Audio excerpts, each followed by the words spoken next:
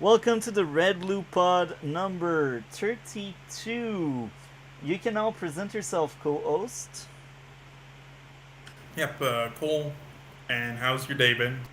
Man, another day, another dollar, as we say. It's not the worst, it's not the best, it's just another day.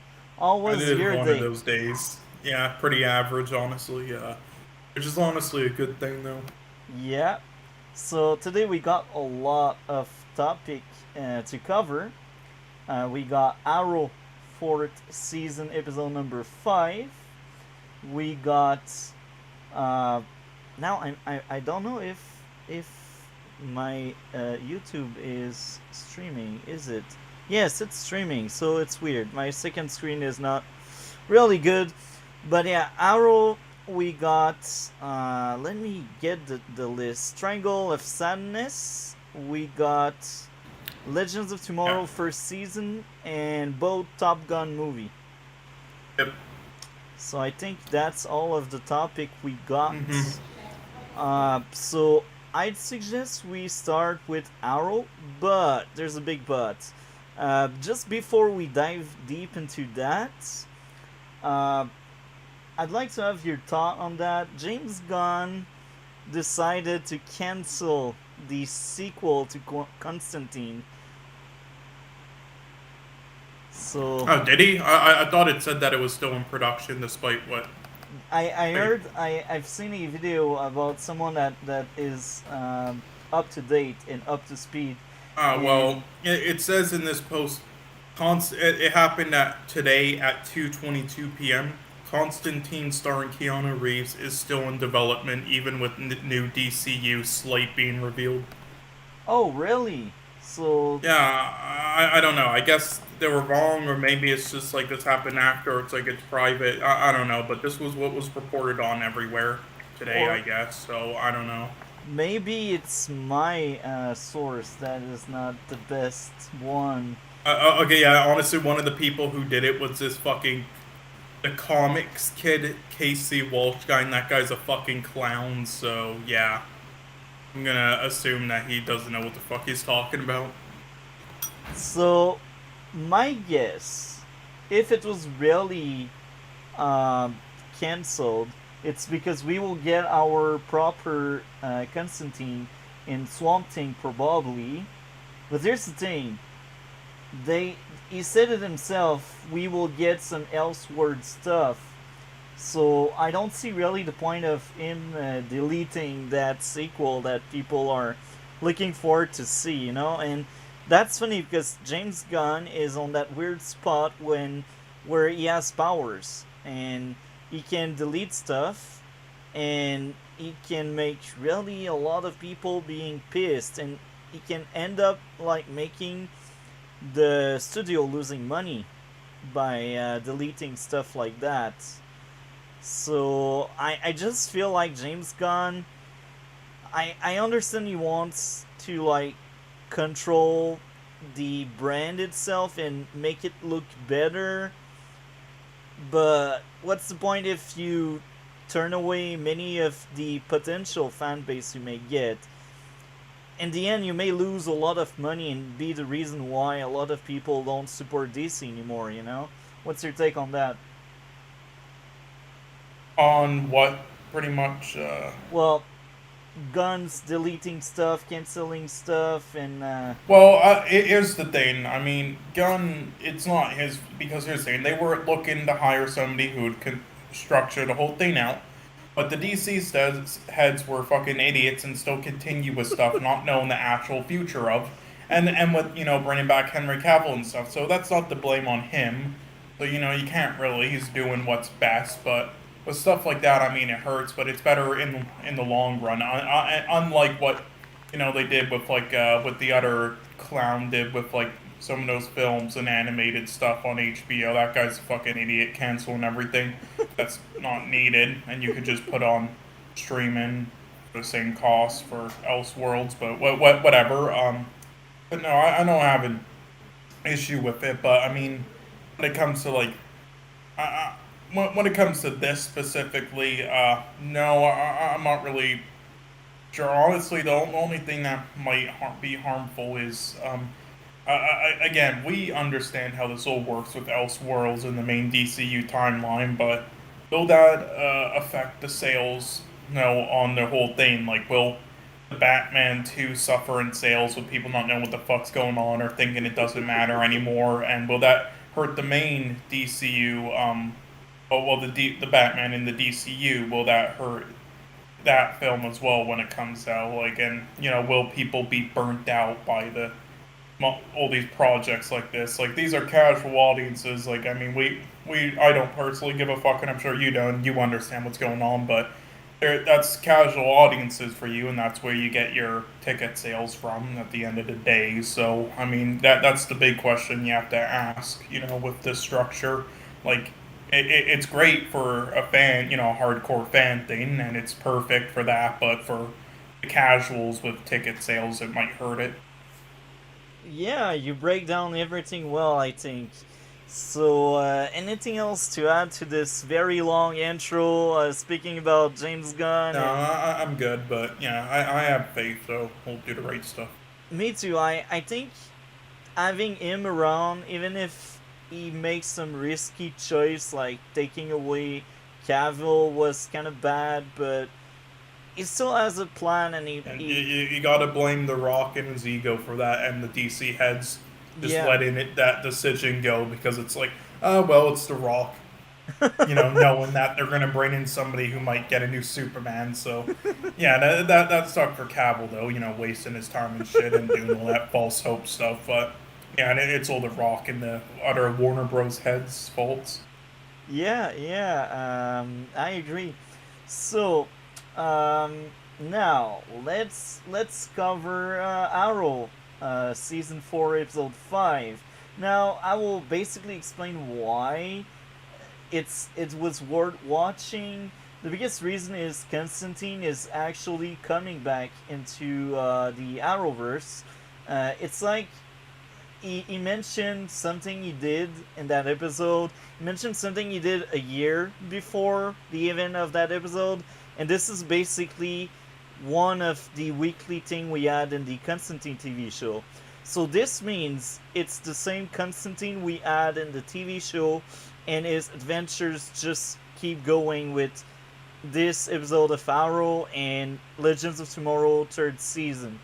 I say third season because that's the first season where he is part of the cast, and even there he just appears in like 2 episodes in season 3, but he then becomes a series regular in season 4, 5, and 6. So this means he was basically part of the main cast, and he would come back every episode in the later season. So that's why I think it was worth watching this episode before we get to the point where he is in the DC TV show. And this also brings like good understanding on why Sarah has the struggle she has in Legends of Tomorrow first season. Because this is basically an intro. This is like what happens first, and then the show happens. So, what were your thoughts overall in the 5th episode of the 4th season of Arrow? Well, I'd say overall, and I am revisiting it. I enjoyed it more than other episodes. And again, like, I don't think Arrow's like terrible. I just honestly I don't want to say too much because honestly, like, this episode and Arrow in general is kind of how I feel about like my complaints with the other show we'll talk about, Legends of Tomorrow. So I don't really want to go too into detail with this episode about it. But I mean, overall, it just felt a little uh, well, I would say the pacing is kind of a bit or over the place. I would say, and that's kind of like one thing with a lot of Arrow episodes. It's like I feel like certain scenes should be longer, certain scenes should probably be shorter. I mean, Stargill nailed the pacing and other things that we'll talk about later, but with this, yeah, it was a little bad, honestly. But yeah, Constantine actor definitely upped the episode for sure. It was nice seeing him. So, before I move on, I just almost forgot something important. I actually invited back DC's Marvel, because I know he is a big Arrow fan, and he is a big Arrowverse fan. So I invited him. So I suggest we just move to the group chat we got, and we keep going with the the Discord call from there. Oh, sure. All right. Okay. So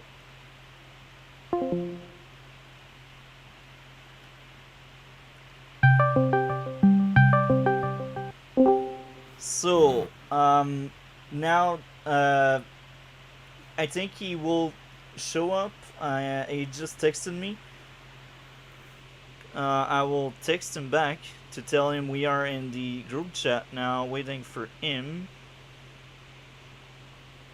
The call has started.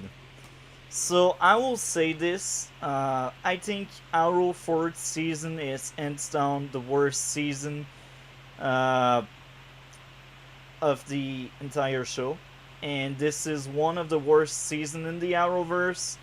This is a bit better than the worst season of Legends of Tomorrow, but it's still really low for Arrow. And I think this episode is clearly the best episode of this season. I remember having a lot of fun the first time, the second time. Each time I've seen this episode, I enjoyed it a lot. And now we got DC coming and joining the call. So let so we will let you start off. So Marvel versus DC. How are you, man? Doing good. How are you? I'm good, man. I almost forgot because we started later, so I just forgot. But that's good that you sent me that message. So welcome to the Yeah. stream. I'm glad you were able to make it. So Yeah, I'm glad to do another one of these. I'm having a lot of fun doing these collabs with you. Yeah, I'm hoping we can get Flare Splitter on here one day. yeah, I'm hop- maybe next time we will try Discord instead of StreamYard. yeah, With Flaro, I think it's easier, but sometimes yeah. Me sometimes and him, yeah. Go on. sometime the thing is, the more we get on Discord, the worse the call can become. That's kind of the biggest risk. But outside Mm. of that, what were you about to say? I'm curious to hear it. I was actually gonna say how me and Flare Splitter we usually used to call on Discord a lot. And so far the quality between our calls have been good. So, there's only a few like times where it wasn't that good, but it's usually when either I'm outside and we're calling. But yeah, we our calls are usually good. Yeah, yeah, it's because guys are only two, But that's what I'm saying. When the more people are in the call, the worse it can become. But sometimes you can still have somewhat decent calls. But yeah, it depends on a lot of things.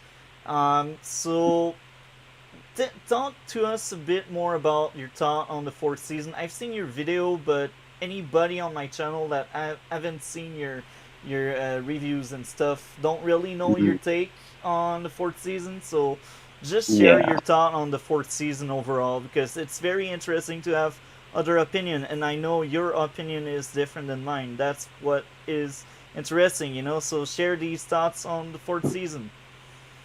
My thoughts on Arrow season 4 for me, I actually think it's one of the most underrated seasons of TV ever. Like, I know most people, and I can understand some of the criticisms season 4 usually gets, like all the Oliver Felicity stuff and the Laurel's death. But for me, I actually think it's a great season, simply because I just enjoy how they written Oliver's character. And to be honest, there's some like really memorable moments. You know, you have Felicity getting shot, the Oliver versus Malcolm fight. This episode, John Constantine Oliver in episode 4 when he just straight up loses his mind and goes crazy on Quinn. in that this talk scene. You also have the premiere with Oliver's even walking into the suburbs, which I kind of find that a little bit memorable. And yeah, I enjoyed the season, and also I also think it's no, I'm not sure why most people think magic is a little bit different from usual like superhero stuff, because I kind of prefer. Hold on. So, yeah, I guess since it says hold on here, he will come back when he can come back. So we will. Yeah, Okay, you're back. sorry. I'm so sorry. Oh my god, I'm All good, so man. sorry. That's fine. So I'm so sorry about that. Yeah. But yeah, like I was saying, it's a nice change of pace. Unlike say Flash season 2, which I know they tried doing a change of pace, but it didn't quite work for that. Season 4 for me kind of works better. I also think Magic works better with what they were given, because for me, I think Magic fits Green Arrow better. I know, I know you don't always need magic for superhero stuff, or especially like Green Arrow stuff. But I kind of like the magic stuff. And to be honest, I think the way they incorporate the magic for me works really well in the show. In the show, other things I enjoy how how it kind of progressed Oliver's character in a way, like how he had all that darkness inside of him for like years, and yet all of it just came out in the last couple of episodes. But yeah, yeah, that's those are some of the few reasons why I think season 4 is one of my favorites. So that's a very interesting take. So, Cole, I think that's the point in the show where you kind of dropped out of the show. Am I right on that, Cole? Yeah, about so. So, have you seen the entire season, or you really dropped out like half through the season? Yeah, I didn't see the full season. I dropped out like around episode 7 or 8 or something. Okay, so based on what you remember and based on what we have seen with episode number 5, what do you think of the magic aspect of the show? Um, yeah, it was all right to me. I mean, I think it could have been better in some aspects, but overall, I mean, it was all right. There are worse things about the episode or show, in my opinion. I think it was one of the better ones. Not one of the best things for me, but one of the better ones. So now that the both of you did speak a bit about the magic, I will share my thoughts on here. I do think magic was actually fine in the entire season. The rules were set, the rules were clear, and I think it's very important with magic because magic is just like sci-fi. So for me, the magic work. That's clearly not one of my issues I had with this season. I think this season pacing was terrible. A lot of the dialogue was godly awful, but it's funny how this episode didn't add all of these issues. When I was watching this episode, episode number 5, I really felt like it was a sequel to the Constantine TV show, and I enjoyed that a lot, that aspect of it. So, uh, now DC, I'm not quite sure. I don't think you have seen the Constantine TV show. Did you? Did you see it? I still have not watched it. I don't know where if there's anything where I can watch it, but I'll try and find if there's a way I can watch it though. I'll try, but I've not watched it now or yet. I will send you a link of a website I usually use, Hmm. and you will be able to find it easily. Cole and I already covered that on the podcast, but what could be interesting is we could do another week where we could speak about the show because Cole and I both spoke already about the show, but I am pretty sure it could be interesting to speak about that show again with you as a third new voice on the topic. Hmm. So I will show you a website and you will let me know. Like, there's no rush for Constantine, because we already covered the show, but having you as guest again, that could be interesting if we have Constantine as one of the topic, and if you're able to finish the season before the Flash ends, you could be on the podcast for like the Flash part and the Constantine like throwback, if you know what I mean. Uh, Yeah. Now, I got another question for you. Have you seen Legends of Tomorrow, the entire show? Not the entire show, but I've seen season only a few episodes of season one, and one I believe one episode of one or yeah one episode of season two. Okay, Yeah. so since you have seen a few episodes, Legends of Tomorrow was meant to be a bit later in the stream, but we could actually move it around so it follows Arrow, and you can speak with us about what you have seen at least, and Of then course, what did he say? I was gonna say I've only seen like the amount of episodes, but I didn't know you were still talking about. Sorry about. You can continue. Okay, so yeah, how many episodes have you seen exactly of Legends first season? The last episode I've watched was an episode where they were in the Soviet Union times, and I they were trying to make like Soviet firestorms. That was the last episode I've watched. So, and I'm not sure about what's the episode. I think it was either, but I'm not sure what episode that I kind of think was. it's very early. It's actually like episode 5 or 6. Oh Uh, wow.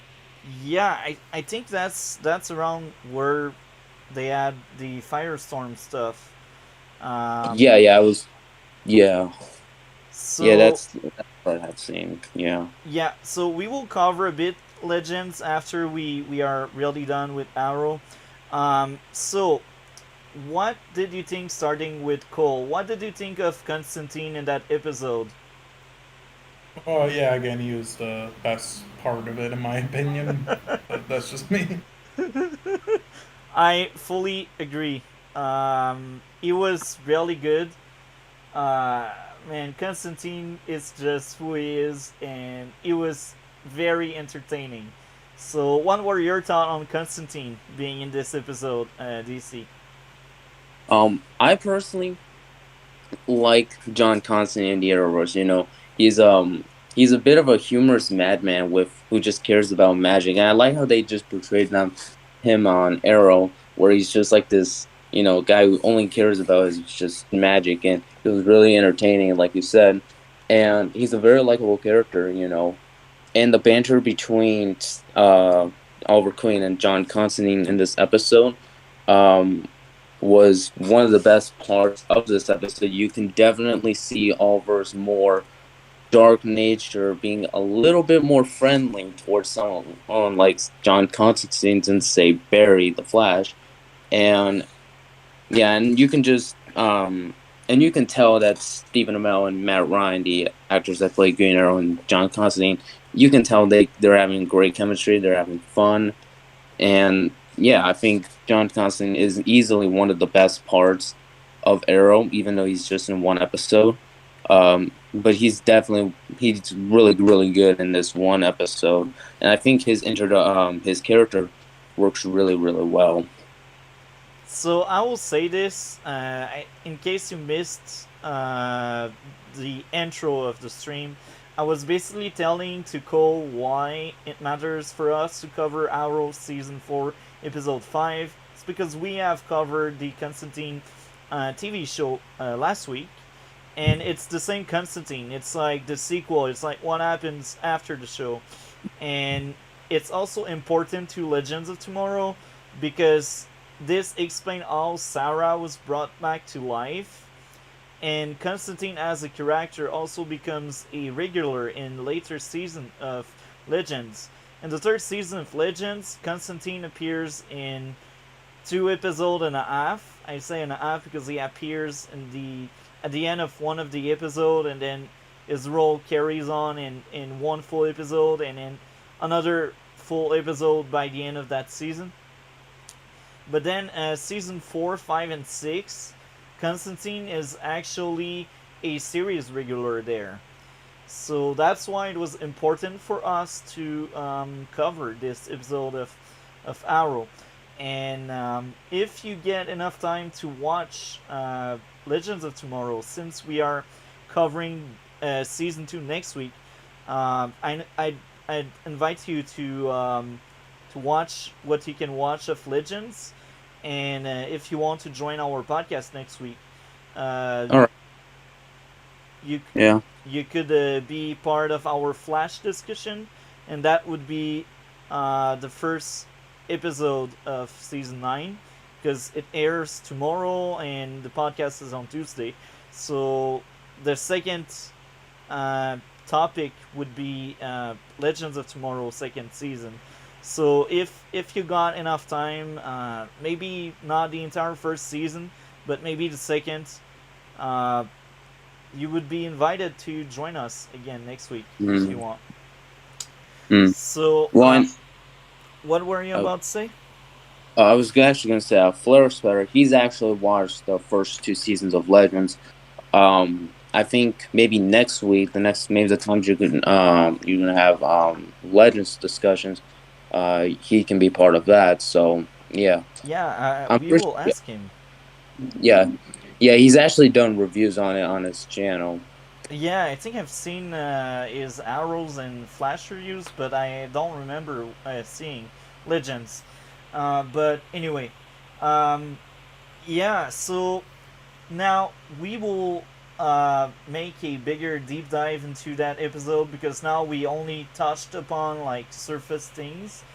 Now I'd like to share my issues as usual, because that's what we do when we cover shows and movies and episode. Like I point out my issues, and Cole already touched up upon some of his issues with this episode. So yeah, that's the deep dive now.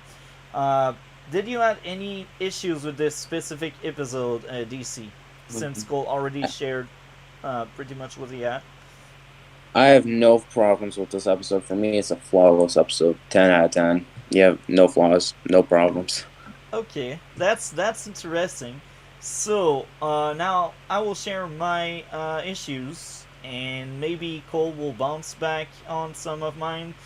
Uh, the plot convenience, right alley, right moment. Here, I speak about the opening scene where Sarah basically goes after these thugs, and then she Oh yeah, that attacks. that was annoying.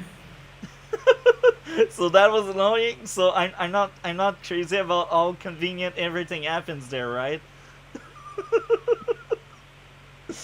Yeah, right alley, right moment, and the cops' car showing up at the right times.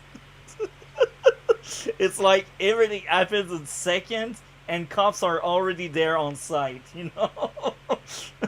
My. So what did you think of this, Cole? Yeah, that was definitely convenience. Like I don't usually care about small things like that most of the time unless they really stand out, and that one did. I almost forgot to mention that. Yeah, I really hated that scene in the beginning. Look, I'm fine with action happening, but it must make sense, and it didn't for me. So, my other issues would be lies to create drama. And this is a freaking trope with the entire season. That's one of my many issues with this season. How they use that very lazy plot device named I lied, so you're not trustworthy, or I'm not trustworthy. That kind of crap, man. I'm so done. Like, I feel like most of the shows, when they want to get lazy and they want to create tension and drama between character, they're like, oh yeah, think of a lie you can give to the character, and that will make it work. What did you think of that, Cole? I actually can't remember where they were speaking about lies, but I remember it being a thing in that episode. Otherwise, I I mean, wouldn't have was it marked when down. they were interrogating him, or was it? Uh, I'm not quite. I don't quite remember. I think it was like interrogating some scene like that or something else with the cops. I don't know quite, Oh, but I actually, remember. I think now I remember. So it's a two ways lie stuff where uh, Oliver learns that Laurel and Tia lied to him because they went on his back at Nanda Barba to bring back Sarah, and the other lie would be like Laurel just hiding the truth and saying nothing about Sarah being around.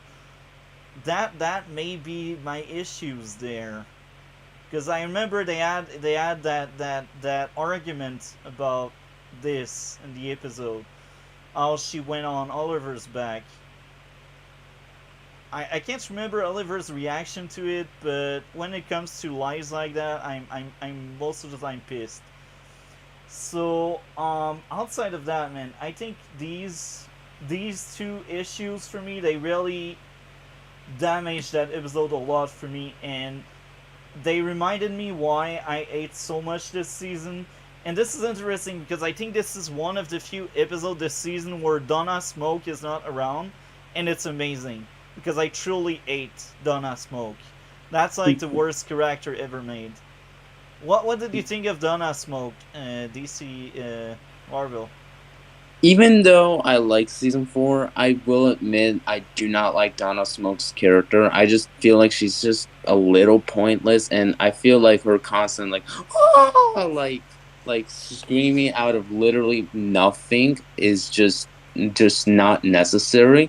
Like, you can have a character that is meant to give the heroes like optimism when they're feeling like a very like in a really bad mood or a really bad place.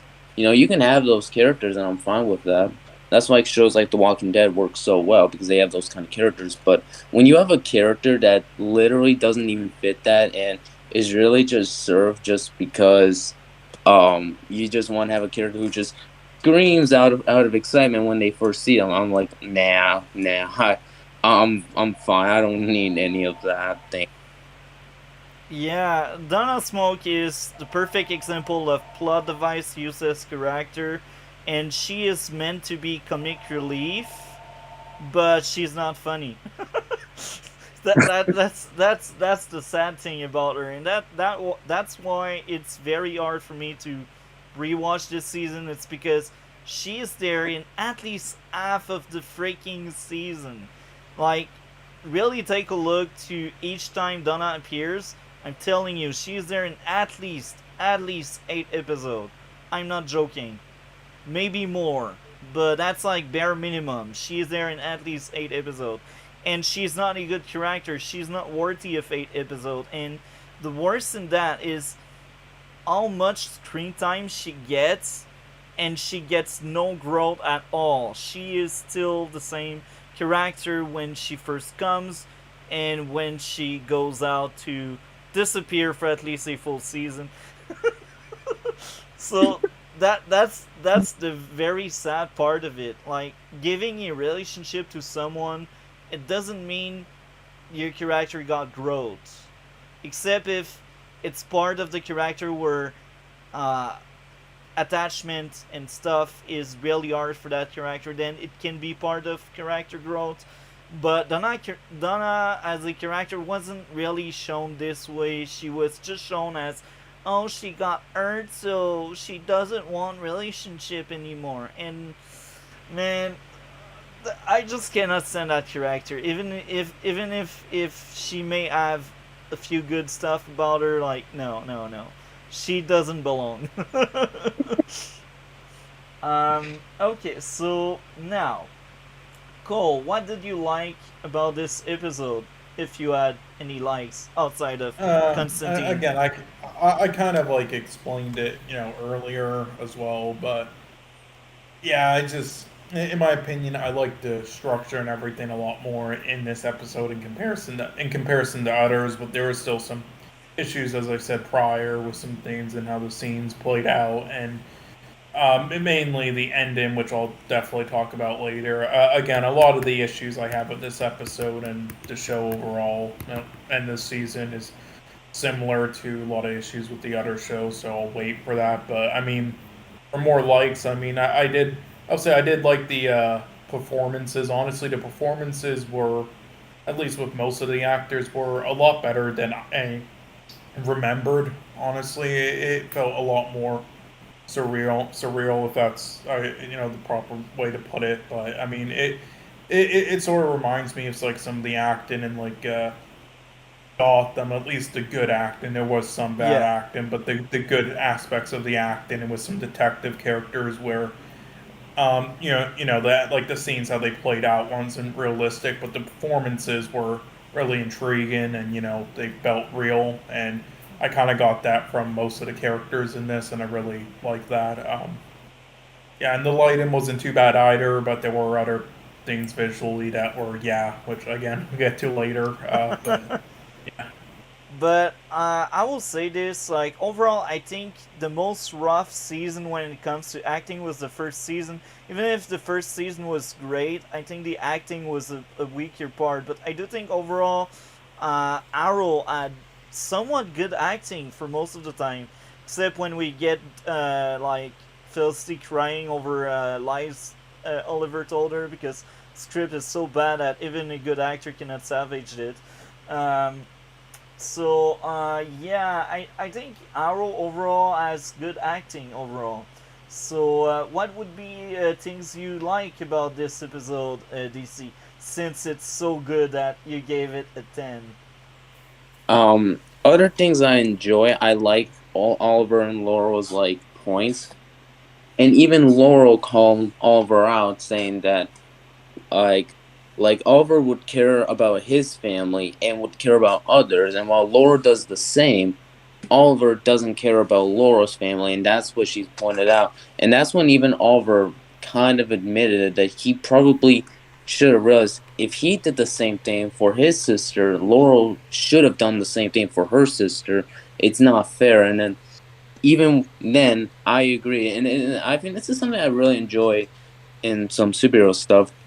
You see this not a lot, but it's when two characters make a point and you don't even know where who's in the right and who's in the wrong. It's one of the reasons why Flash and Six is my favorite. You don't really know who's right or wrong, Barry or Bloodwork, and even in this case, Oliver and Laura, you don't even know who's in the right because they're both in the right. And I also enjoy how it's like a continuing storyline from season 3, kind of like how, and I guess the other seasons as well, even season 1.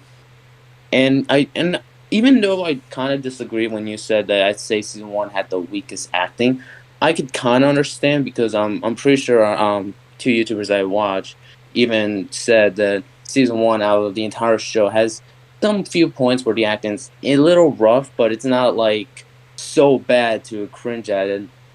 I do agree that like some of the and it's mainly because it was like the first, like I guess Stephen Amell's first role. Yeah. And other things I enjoy about this episode was the flashbacks, which easily are fantastic. I think season 4's flashbacks are probably the most underrated when it comes to the entire show, mainly because I feel like I don't get why people say they're pointless. Like season 3, yeah, yeah, like the season 3 China's uh flashbacks, I almost forgot what they were called, and season 5's Russia flashbacks for me are a lot more pointless than season 4's because you can actually see more important stuff in season 4's that are actually connected to the present day. With Damien Dark's magic. Like I just enjoyed the flashbacks because of how not only were they seem almost relevant, but actually made a point and actually connected the other seasons as well. So the flashbacks were great, and I like the army and soldier guys. I think they're great villains, and I also enjoy. I think like some of the scenes where when John Constantine teleports them into the to like that heaven, like area. And another thing I enjoyed is the music. You know, you see that when Oliver and Laura go into the area with John Constantine, you hear the music, and it's very nice to hear. There are just so many things that I really enjoy about this episode. I can go on for hours about why I enjoy this episode. That's very interesting. Now, you did speak about flashbacks. I will be honest, this was the only episode where I cared for the flashbacks, and it's not because of the storyline, it's because of Constantine. Like, here we are honest, and this is what makes this podcast interesting, because you did like the flashbacks a lot, and I'm glad I don't sound like an echo chamber, because now we have two different ideas, and I just like this a lot. So thank you a lot for sharing why you like the flashbacks. Now, since you shared why you like the flashbacks, since I said I didn't really like, I like to share as well why the flashbacks. Now, outside of this episode, the flashbacks in this season are not that great. Yes, they explain parts of the magic on how to defeat Damien Dark and how his totem work and how he has his powers. That's the only important part of the flashbacks. But you don't need 23-ish episode of flashbacks building to explain that. And a lot of the flashback this season, they just they're just like slice of life, and present day is also slice of life. And man, I'm there for action. It's Arrow. I need action, and I think the slice of life makes a lot of the flashbacks filler this season. And like, I feel like a lot of the flashbacks could just be taken away, and it's great. Like, what I would keep as flashbacks would be like the brother dying. That was important. The reaction from the people and from the guy that hates Oliver. This is important. That kind of conflict with Oliver being the double agent was actually interesting, because he is in fact a double agent. And that part of the story is actually interesting, but we spend too much time just seeing Oliver doing his double agent stuff. But here again, that's just me. And I will agree, season 3 flashbacks were godly terrible. They were like the worst part of that season. And maybe Laurel becoming a vigilante, that was my other issue.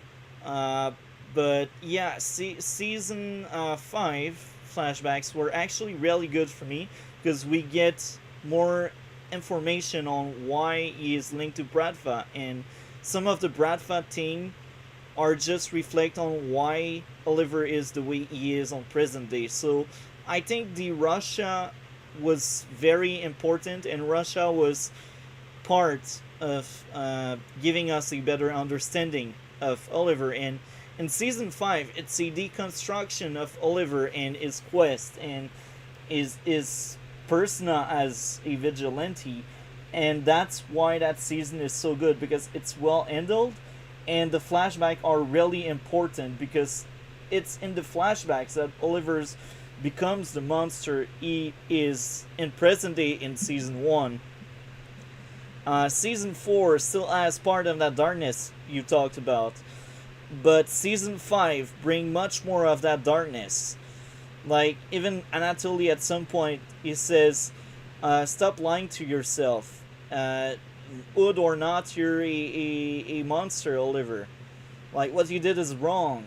I can't remember how he pictured it that way, but we needed that kind of stuff to understand why Oliver used to be a serial killer, you know? And this is why I think season 5 was really good. Anyway, now we go a bit too far, because the focus should remain season 4, episode 5. So I had a lot of likes. I think the political aspect this season had was actually one of the few plots I actually enjoyed this in this 4th season. And Oliver Oliver political advisor made sense. It was interesting. He had charisma, and I will be honest. In the later part of the season, when he goes in the dome with Tia, this is when that character lost me, and I stopped caring for that character. But right now, that advisor character is actually really good. Um, Constantine, I already said it. He was the best part of this episode. The crime scene was interesting. There was action, and Constantine escaped. So I guess this is when he broke the handcuff and he kind of threatened Oliver with the gun. I think that was very interesting. We also had a Quentin and Oliver bunker scene. I can't remember exactly what they were talking about. Maybe someone and the both of you can Me- refresh Uh, where exactly in the bunker? You mean? the first talk they had in the bunker. Like the bunker is the base where they have their costume, their vehicle, and the weapons. Yeah. I mean, I think they were just. I don't think it was like anything important. I think they were just setting up and mainly discussing some stuff like that and how stuff works, and like going back and forth a bit. Yeah, I mean, I mainly the biggest thing that is in my mind is like the last scene, giving him that at the end. Okay. Um, Action sequence. So I think this is when Sarah attacks Tia and Tia escapes uh, in the staircase. I think that was a well done scene. What were your thoughts starting with DC? Hmm. To be honest, I enjoy that scene. And I enjoy it. I'm not the biggest fan of the Thea Bloodlust story, but I like how they connect Sarah and Thea because they were both resurrected by the Lazarus pit, and how one's more in control while the other one isn't, and I enjoy that. Um, I think it's a great like major consequences from the Lazarus pit. It's like something where you're not you're not in like you can't think so major and you do this one thing and then major consequences happen and you didn't expect it. Yeah, that's something I really enjoy about this storyline. What did you think of the action sequence in the staircase, Cole? Yeah, I really enjoyed how that was done. That was probably one of my favorite action scenes in the episode. They also had another great scene where Sarah tried again to kill Tia. She tries like twice, and I think both sequences were well done. I really enjoyed that a lot. Um, for once, the fight choreography is actually good in this episode. I say that because this season fight choreography was thrown out the window for me. A lot of fight sequence and fight choreography are terrible this season. That was one of the worst part of this season. But this is funny because I feel like in this episode, it was actually good fight choreography. I don't know about both of you, but for me it worked this time around at least. I enjoyed the many of the fights in season 4. Yes, yes, and yes. I am referring to the infamous Damien versus Oliver fight where all they do is just punch each other. The- okay, I must add something to this, man, because the way I see this scene is two drunk people into a fight outside the bar at the Yeah, doorstep. yeah, They're a league of possessive people, man. This is why this yeah, season was so bad. yeah, We can meme about it, man. yeah. Like I enjoy that fight so much. I remember back in 2021, I used to watch that fight scene like almost all the time because I just liked it so much. Because wow, this is insane. Like I enjoy how they're just punching each other. They're not doing anything. They're just doing that. Well, I just like it. It's a very satisfying way to end the season. I hope you're joking because it's not. Well, joking. So yeah, what did guys think of Constantine ritual to bring back Sarasol? Like all of the things he asked others to bring to set up that ritual. What did you think of that? Starting with Cole.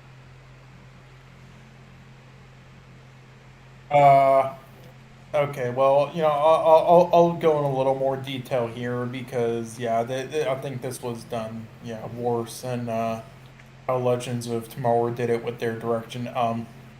I like the whole ritual scene. I like the idea of it. I did not really like the execution. That was honestly one of my least favorite parts of the episode. I thought like just the whole pacing and how it all played out, and then the resolution and stuff with the characters. I thought it was poorly structured there in comparison to the rest, which was better structured than I remembered. But then that just was like yeah, and I thought the camera work was kind of piss poor, and I kind of thought it was throughout the.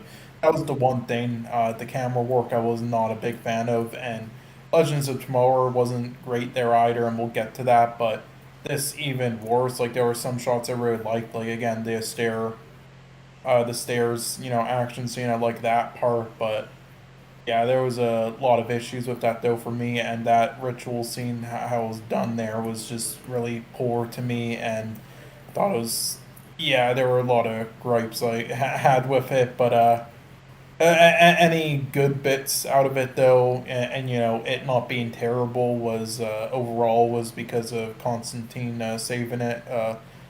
Yeah, I don't know who like directed that, but or did they get the same director who did those bad Constantine episodes with the actor trying to salvage it, or because that was like that definitely could have been done way better, and and definitely think they could have done something a little more fancy there than that was kind of plain, but whatever. That's just yeah, and I thought it kind of gone by pretty quick, I but see yeah. where you are coming from, and I will add more to this. I think I don't really notice that kind of stuff because I'm not really good at knowing what's good or bad. But I will say this uh, with the directing and stuff.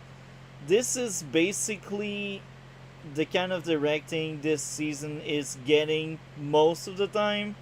But I never really noticed how bad this was until you basically speak about that, and I see fully where you are coming from. So I think this is just because it's Arrow fourth season. I will say this: it's because it's Arrow fourth season.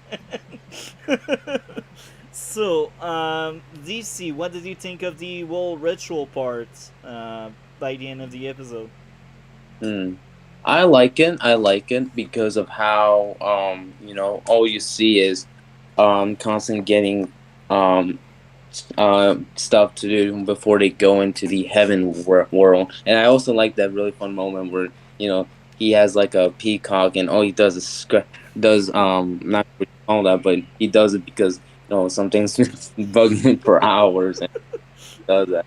That's And just I Constantine being Constantine at that point. But keep going. yeah, I don't know why, but I just really enjoy like the whole like heaven dark magic stuff. It's just one of my favorite parts about this episode, and they use fantastic music for the scene when they go into it. There's just a lot of things that I enjoy about it. I Yeah, I honestly, mean, I just thought of another thing I wasn't a huge fan of. Honestly, the actress, in that scene, yeah, I did not think she did a convincing job, like in the ritual scene. Honestly, I would have been okay if they got like another actress who could actually like pull it off better and with some movements and just put like makeup and stuff on her and looking bloody so you don't recognize it's like a stunt double or something or whatnot. Because yeah, I did not like her her performance there was kind of lame. I've seen a lot of cool scenes like that stuff done, and Yeah, that was very made for TV for sure. Yeah, I see where you are getting at with this. So, I think we brought a lot of points here, and we are near the end of this discussion on this episode. Now, what did you think? Starting with DC, what did you think of Constantine against the guy with the sword in the Evan world? What did you thought of that fight in the Evan world? Mm. I enjoyed it. I enjoyed it because it kind of gives a nice, change of pace. You know, it's not Oliver doing the fights; it's a different character, and I really enjoy how it's someone that who's not even the best when it comes to hand to hand combat, like Yeah. Ra's al Ghul or Oliver. And I also enjoy how it seems like those guys were pretty hard to take out. Yeah, and I also like how they keep switching back to the Oliver and Laurel, um, like trying to get Sarah out of the pit in that heaven world. There's just so many things I enjoy about that fight scene. And I also enjoy the beginning where Oliver just shoots two arrows at them. I enjoyed it. There's just so many things I enjoyed about it. I'm with you, man. That was probably my one of my many very light sequence and part of this episode. That I think that episode did really good job with the fight. So, Cole, what did you think of that sword fight between Constantine and the guard? Uh, Again, like the idea of it, and I like what DC explained there. Like why he really likes like a new character doing it, and also somebody who's not like as good with hand to hand, but um. Yeah, again, directing was kind of piss poor to me, and just it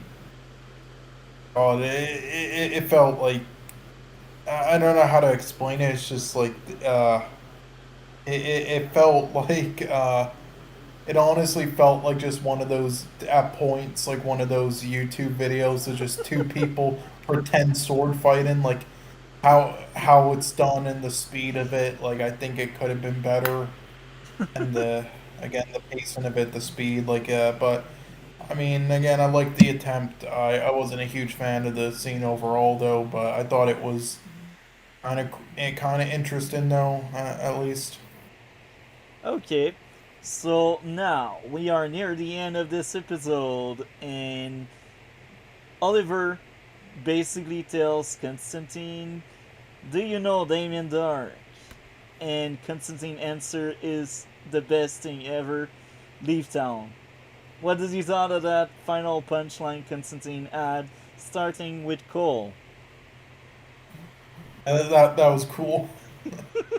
I always remember that final punchline from that episode, and this is the episode that really sold me Constantine. Like, even if I like Constantine as a character in his own show, this one punchline made me laugh a lot each time, and I always have good memories of that episode just because of that big punchline at the end. So, what did you think of that line, DC?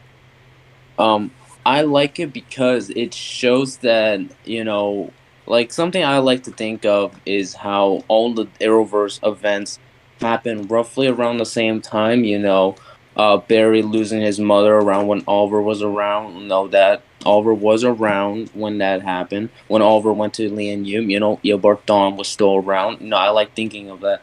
And so I like that they hinted that John Constantine had a run in with Damien Dark and possibly even League of Assassins, and so they kind of do that that thing where if that happens, I mean, did Barry had a run in with the League of Assassins? And I just like that more fun, like kind of like, oh, did he or did he not, like kind of mystery. Yeah, but I enjoyed it. I also enjoy where really Constantine doesn't even give Oliver any advice on if there's a way to take out Damien Dark. He's like, nah, mate, just wash your back or run to town or go some. It's like, it's like, well, thank you, John Constantine. Thanks you for the help. That's It is, Constantine in a nutshell, and yeah. this is why I think he is so beloved. and I think this is why the actor is nailing the role, and this is also why I don't picture anybody else being Constantine. Even if they recast, I don't think we can beat that version. He is like the Hugh Jackman, but for Constantine. He's like I don't know Patrick Stewart with Charles Xavier, but with Constantine. You know, he is like the OG, the Tony Stark, like the Robert Downey Jr. Tony Stark. You know, I think this is the kind of vibe I'm getting from Matt Ryan Constantine. What did you think of Matt Ryan Constantine with that punchline, Cole? I think you already asked me.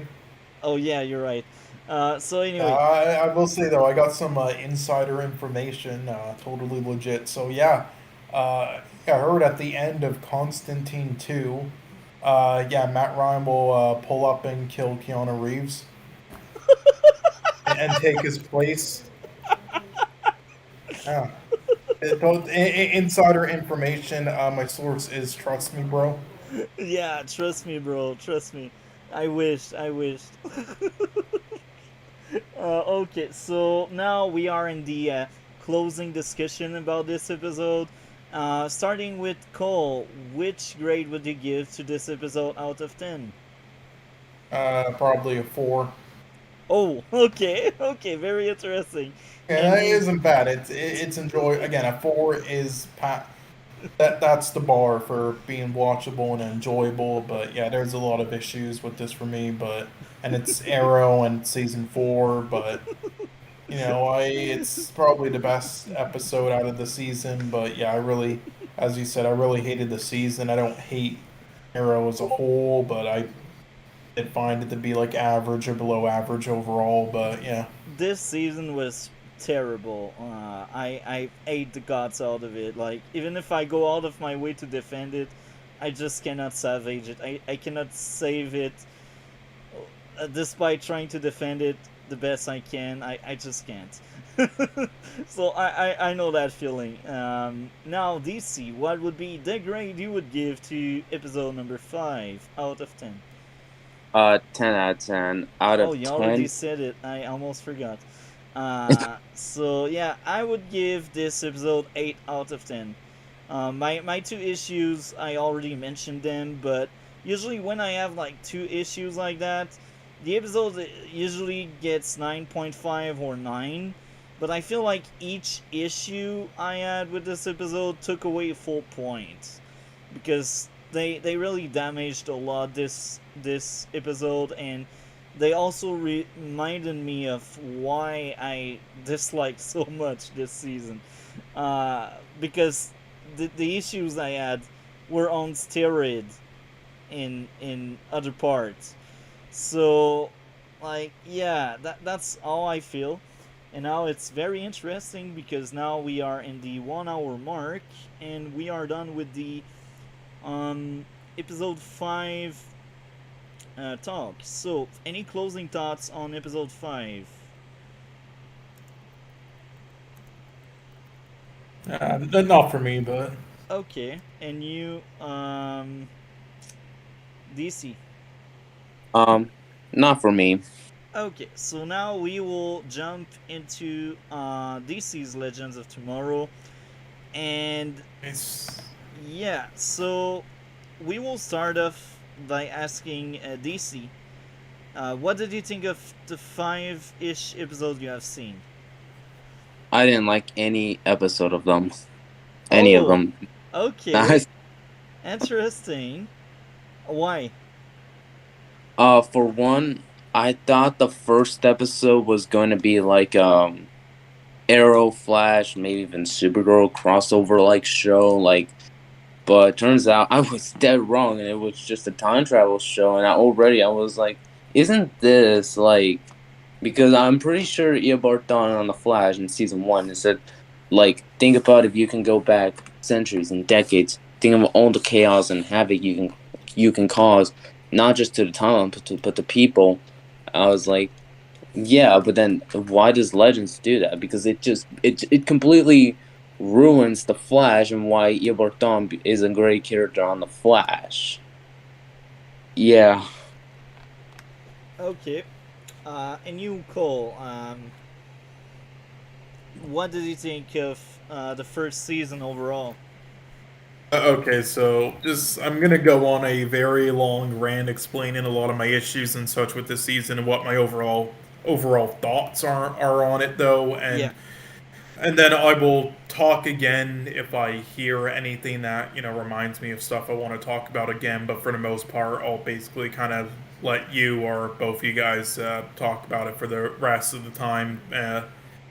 And can mainly go there because I also have to like do something quickly. Just something popped up, and also have to take my dog out. So also I'll just go on this long rant first, and then yeah, kind of Okay. can go from there. But also another heads up though, um, just for the future things, if we do the whole show, yeah, usually when it comes to shows like this that are a lot of seasons, if we don't do them episode by episode, um, yeah, if I have a lot of issues or positives with a show in like season one, and then it's the same, and it's pretty much the same overall in season two and season three and season four, then I'm not gonna have too much to say about those in future streams because they're the same things I said before. So if I don't talk too much about the show overall after this one stream, then that's why. But I'll try my best. Anyway, so here's the thing: my issues here with this show is honestly kind of like what I feel overall about the Arrow show as well in that episode.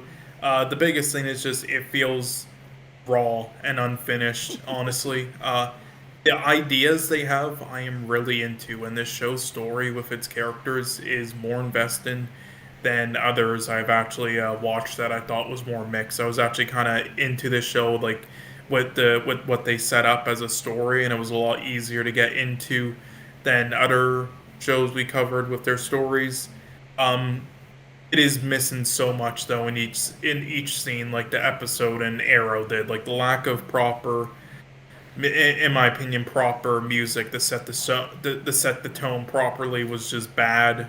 The editing and pacing once again was bad, and made it feel just all over the place. Certain scenes should have been longer, and others should have been shorter. How things play out, similar to the resolution scene at the end of the Arrow episode with the ritual, or it just feels completely unfinished in a lot of scenes. Like there was no impact or care. It kind of felt like how shows such as Stargirl did it was perfect in my opinion, with the perfect tone and perfect setups and runtime and everything. At least in season three of Stargirl. In this, it was kind of the opposite. And another thing is, yeah, the thing another issue I have with it is another thing that I honestly have with a lot of shows before outside of Stargirl, which I also think it did properly, which is when it comes to the filmmaking and cinematography and everything in the time travel scenes, or like going back in time. They did not do anything visually with that to actually make it feel like they were in certain timelines. They were just lazy film. It's just the same color grade for the most part, the same everything. They did not actually do it too well. It's the same gripe I kind of had with the Fablemans, honestly. And Stargirl did it so well, and especially the black and white world episode and the last two episodes of the show. Yeah. Yeah, and the cinematography and filmmaking visually, even outside of those time travel things, is just overall so basic and low budget TV. There was zero character in any of it, in my opinion. It actually just feels like they filmed it with like a blurry iPhone camera and then left it as it is without doing anything in post production outside of putting like a brighter filter on it in some scenes. The shots themselves were not bad with how they were positioned and everything, but a lot of them were too close up though. But overall, not bad. That was again one thing that with the direction that did better than the Arrow episode at least. So yeah, it did beat that out on it. A lot of important scenes as well. How the execution of them was just pretty poor and missing there. It just looking at the first episode of season one, where the villain shoots the kid just in the beginning. Like that was horribly done. It was like a bootleg attempt at like any Homelander scenes in The Boys. And as for the characters, I thought there would be many I would be into and many I would hate and find cliche and useless to the story, kind of like later in the Umbrella Academy. Overall, though, the show made each of them just decent. None of them were great in my opinion, and there were some I liked more than others. But none of them were great really, and none of them were terrible.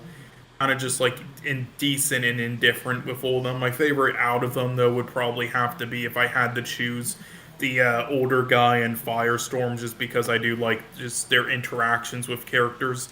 One thing I really hated with the characters out of the cast though was how scenes were done with the villains trying to become hero things, because just like the scene at the beginning with the kid, I like what they were going for with them in each scene, but again, the execution was horrible. Just looking at again the first episode as an example, the quick close-up edit of the dude walking up to and on the roof and saying something. I forgot what the line was, but something like, "Yeah, heroes is not in our dictionary" or whatever, something corny. It was just all horribly done. The acting, the execution, the filmmaking, the writing aspect. Again, good ideas, but they did not handle it well. And that is how I felt with those two characters for the most part. And yeah, this pretty much summed up all my issues and some positives with the show. I will say, despite all the issues I have with it though, and being kind of just bland, I did not think it was terrible. I did not think it was good, but I did not think it was terrible. I was more intrigued by things and invested at least than other things we've watched before. I think honestly, just the story being pretty basic to start off and everything helped. I think being just kind of basic honestly helped it get off the ground for me. But yeah, overall not very good. But yeah, and that's all I have to say. I'm done now. So you can go off now, multi-topic for however long, and if DC has anything else to say. Okay, once you're back, Cole, just let us know in the chat by leaving a message or by unplugging your mic, so we know you're back. Okay, perfect. So, now you're a fan of both Arrow and the Flash. What is your favorite tone between both shows? DC, light-hearted, Well, darker. What do you like more? Like, I you can like. only pick one. You can't be nuanced there. Well, I kind of like both shows when they go like dark and scary. My favorite Arrow episode is season 5, episode 17, because of how dark and brutal episode. It's like, oh, we're screaming, "I wanted to, and I liked it," or Barry going crazy from blood work. So I kind of like both shows when they took that direction. Like, it's like, we don't care about what the audience thinks. We're just gonna be crazy and brutal because we want to. It's like, yes, that's for me is the best tone for Arrow and Flash. So, okay, with that being said, it's very interesting because personally, I think Arrow as a TV show is much better. Not necessarily because of the tone, but just because it's consistent.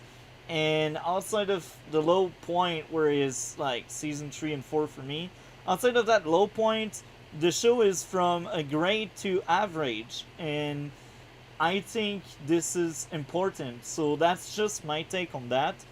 And I'm into darker stuff, but I still like light-hearted show. Stargirl is light-hearted, and it's my favorite comic book TV show I've seen. So tone, it matters only when it's done properly. I've seen Flash doing some darker tone season failing because they didn't understood how to make it mature and darker and more serious. They don't grasp that. Now, I bring that discussion there because I do think it matters with DC's Legends of Tomorrow first season.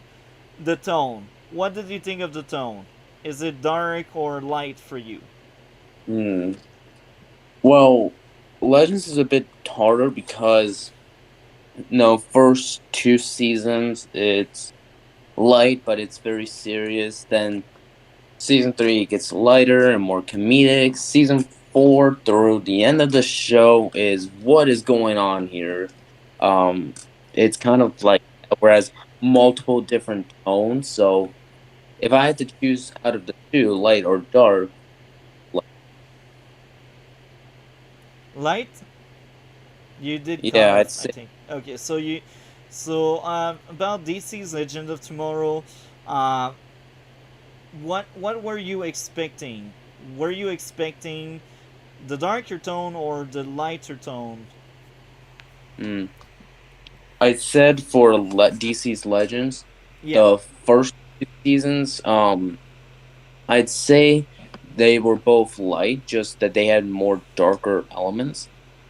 Season 3 is a little bit lighter than season 1 and 2, and season 4 through the end of the show is what is going on here. But yeah, that's what I said. Okay. So the first season is a somewhat like in between season. It's not that great. Season 2 and 3 are much better, but I think one of the issues was clearly the tone. So have you seen any season like have you only seen like uh, reviews, or you have seen full blown episode in later season? Reviews, just reviews. Okay. So next week when we will cover deeper into Legends, if you want to join that discussion, we will get it will be about season 2. So maybe watch the entire season if you want to join us. I think it's like 16 episodes because you don't really need to watch the crossover episode.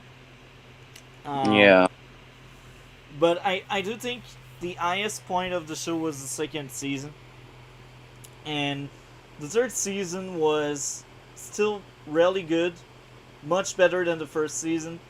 The first season, they tried to be too dark, but they wanted to keep the humor of the Flash, so the tone was not even. It wasn't consistent.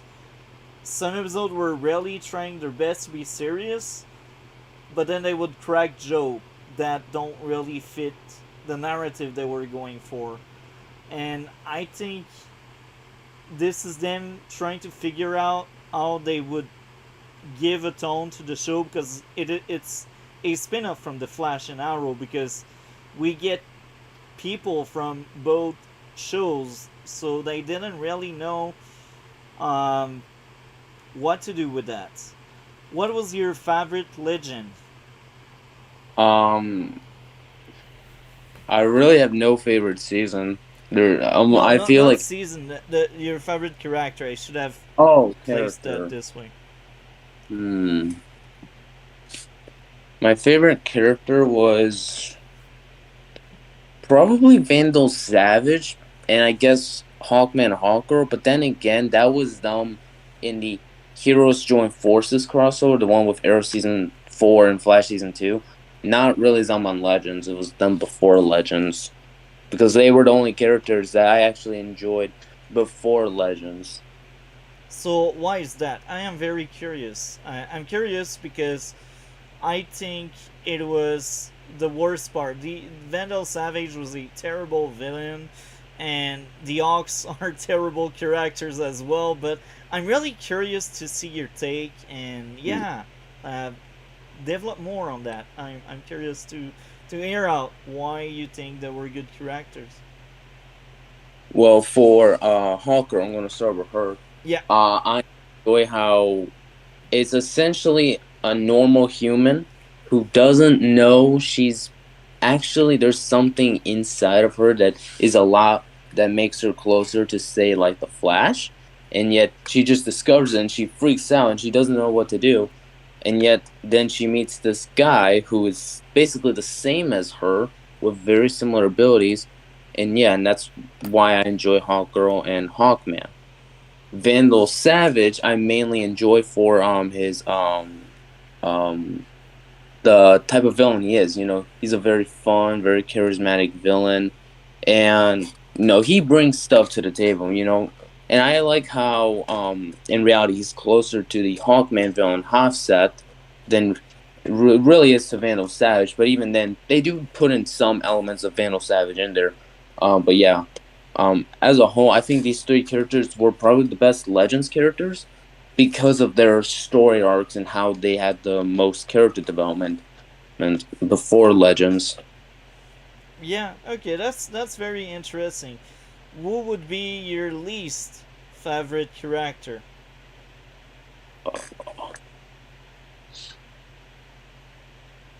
Probably there's so many to choose from, but I'm just gonna say every character. Like, not only do they have poor development, they don't do anything. All they do is just joke around and do nothing.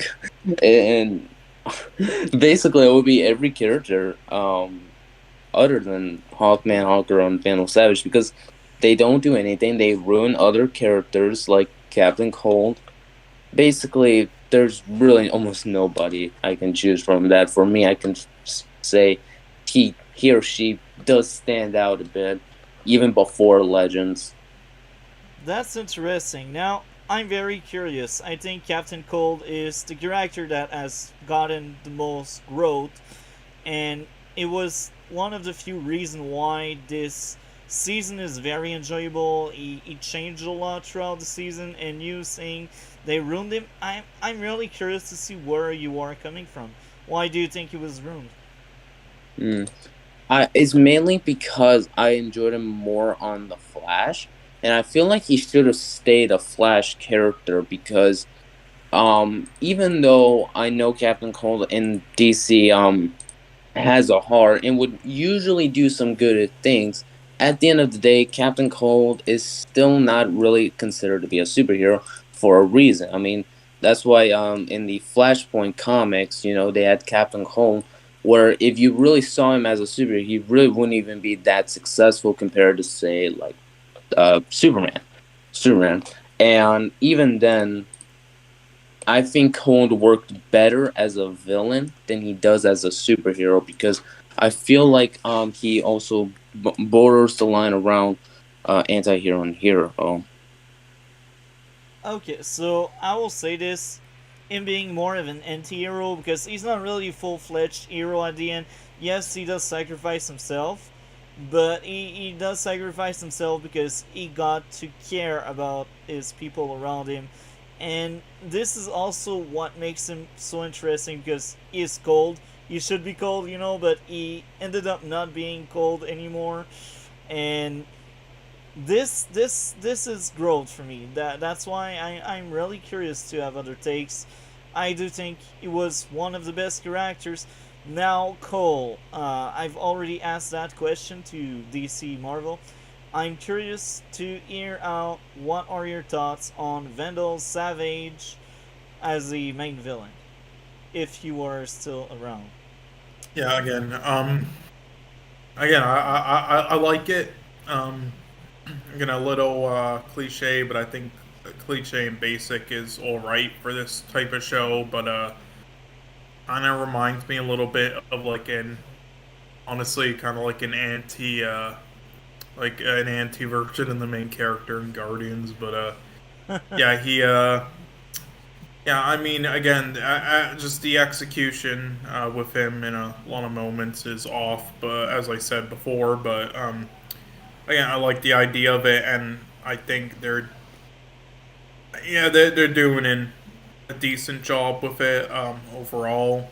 I honestly can't tell if like the actor is partly to blame or if he's just trying his best. It's honestly a little hard to tell. I would have to see more seasons, but yeah, it's all right. And yeah, I will say yeah. He said he didn't mind the villain there character, and then the Hawkman or Hawker or whatever their names are. Again, I keep forgetting names all the time, but Yeah. yeah, I did want to bring up that quickly. Yeah, I was surprised because with them because honestly, I thought those are just like some of the other characters that I thought would just have no point completely, and I would completely hate.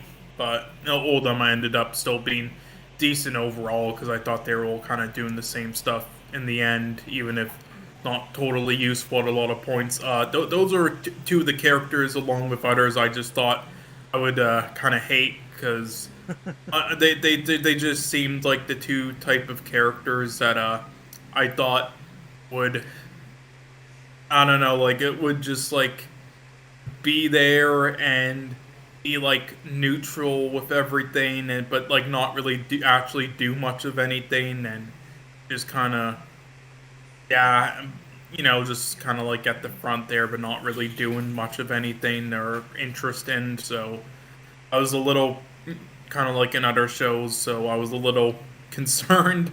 But yeah, surprisingly, yeah, they weren't bad. So that's a thumbs up. That's interesting. Both of you are very different from me on that. I didn't like the Ox. I think they were one of the weakest parts.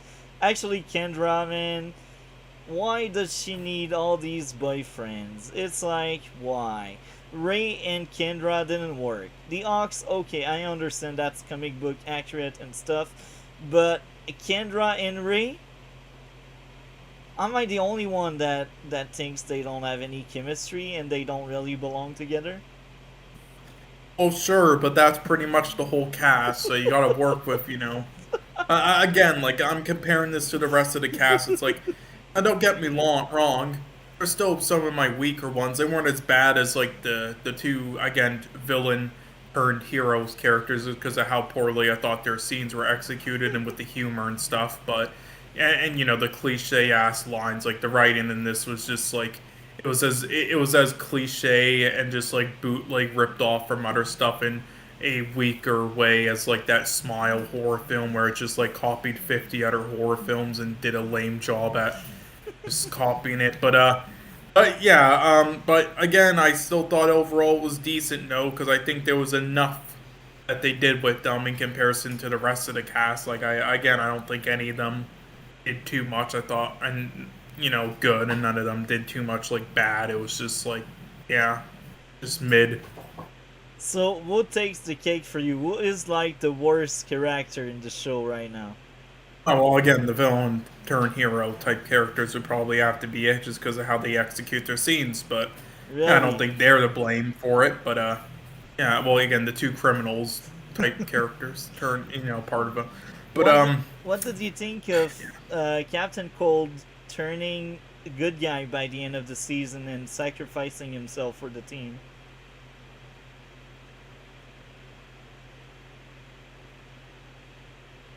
oh, Cole? sorry. Can you repeat that? My thing lagged a bit. Yeah. What did you think of Captain Cold, one of the two villain character that actually turned good and that sacrificed himself in the end of the season? What did you think of that? Um, well, I saw it coming because I knew that it wasn't gonna, overstay the welcome with him, honestly. And probably the same with the other, maybe. But yeah, and I saw it coming, and again, I knew that they would probably kill one off every once in a while with what the guy said at the beginning. Um, and again, with how they were executing it, yeah, I don't mind it. And again, at least he, was sent off as with a good end there, but a predictable one, but a good one. But it does, it is a little unfortunate though for just like potential side of things though, because I really think they could have done other things with that character though if they just with how they were doing it poorly in my opinion, no, but just overall, there's other things I think they could have done first, but that's just me. Yeah.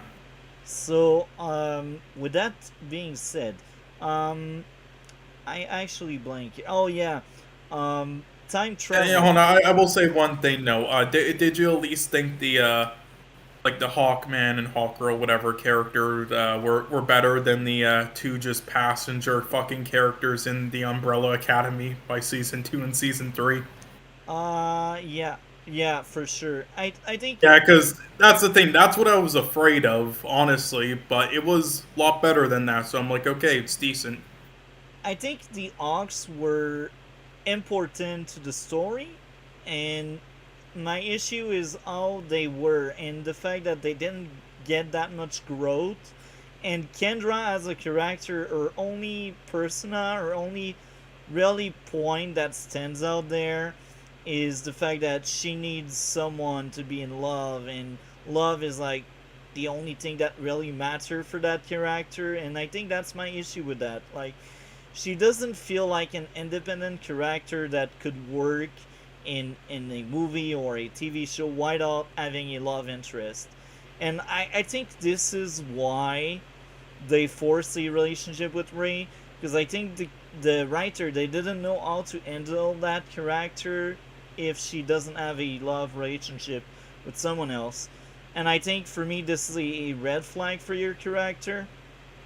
But here again, this is just my take. Yeah, I mean, no, I get it, but again, honestly, I felt that way with most of the cast. Again, like I thought they kind of, not that there was like no character growth overall with the whole cast, including those two characters, but it's just very limited. Honestly, it was just, as DC said, it was just like kind of them just doing whatever. But again, which is kind of like Umbrella Academy, honestly, by season 2 and season 3. Sadly, Yeah. Now I will say this: season 2 and 3 are much better than the first season. Season 1 is not hopefully. the worst, because season 4, 5, 6, and 7, for fact, are much worse. Oh Like, my god, wait, those are all worse than season 1. yeah, I will say this: season 4, 5, and 6 is rock bottom TV for me. I think it's She-Hulk bad. Uh, Oh, I can't wait now. I can't wait. Thank you. at least in 4, 5, 6, we got Constantine. The only good thing about this season, but even if he cannot salvage the boat. Listen, with how this season 1 is structured for the future, with the whole story, I'm not surprised. Like this, again, seems like another Umbrella Academy thing where, except it doesn't start off well in season 1. It starts off well in season 2 and season 3, and then Yeah. falls off a cliff. So But yeah, I think since you like Doom Patrol, maybe you will like more the show than me after season 4, because season 4, 5, and 6, they don't take anything seriously. I think the tone of season 6 is actually similar to season 1, well, but it depends how it's done because it's She-Hulk didn't either, but because they were just lazy. I think season 6 has some good in it, but the bad is so bad that it takes over. But I will say this: season 7 is a mixed bag, because season 7 had these great episodes that are worth watching, but then there's a bunch of filler crap, or some episodes that are very mid. Like, it's so sad, because season 7, they did try to pay homage to the first 3 seasons, and I think in some aspect they did well. But when the show was just trying to be Legends of Tomorrow, this is when it was bad. Anyway, I think season 1, the biggest sin with season 1 would be the tone. I think the tone clashes with each other, because it's a spin-off of both Arrow and the Flash, and Arrow is darker and the Flash is much more light-hearted. And I think they didn't know what to do with the cast, and we ended up with what we got in the first season. What did you think of time travel in the show so far, Cole? Uh, I mean, it's pretty basic for the most part, kind of. So I don't know. It's just there more any. Honestly, if there were like any flaws with the time travel, it isn't. It's just because I didn't notice them because it was just so basic in my mind. I didn't care. I wasn't even thinking about it. So I will support this by saying season 1 is the season with the best aspect to to time travel That because isn't good. uh, they had that computer. Season 2 still has something somewhat decent, but season 3 start to fall off a cliff for time travel, and season 4 they just don't take anything else seriously. Like season And kind 4, of like Endgame. yeah, season 4 basically they don't care about anything. All they want to do is being funny and goofy. That's why season 4 was so Mm-hmm. bad. Let's bring back Black Widow. We can't. Why? Because of blah blah blah. Wait, isn't that the same exact thing that happened with this one character you were able to bring back? Just don't think about it, okay? She's dead. And they also change the rules when the plot wants them to change the rules in season 4. This is why season 4 is so bad.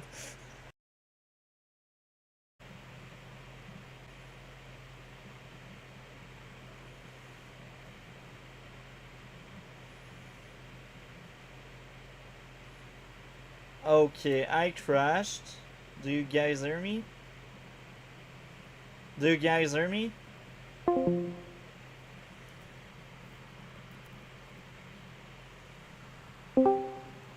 We can hear you now. Yeah, I was just going to your I YouTube crashed. stream to. I crashed. So, do you guys hear me now? Yeah, I can hear you.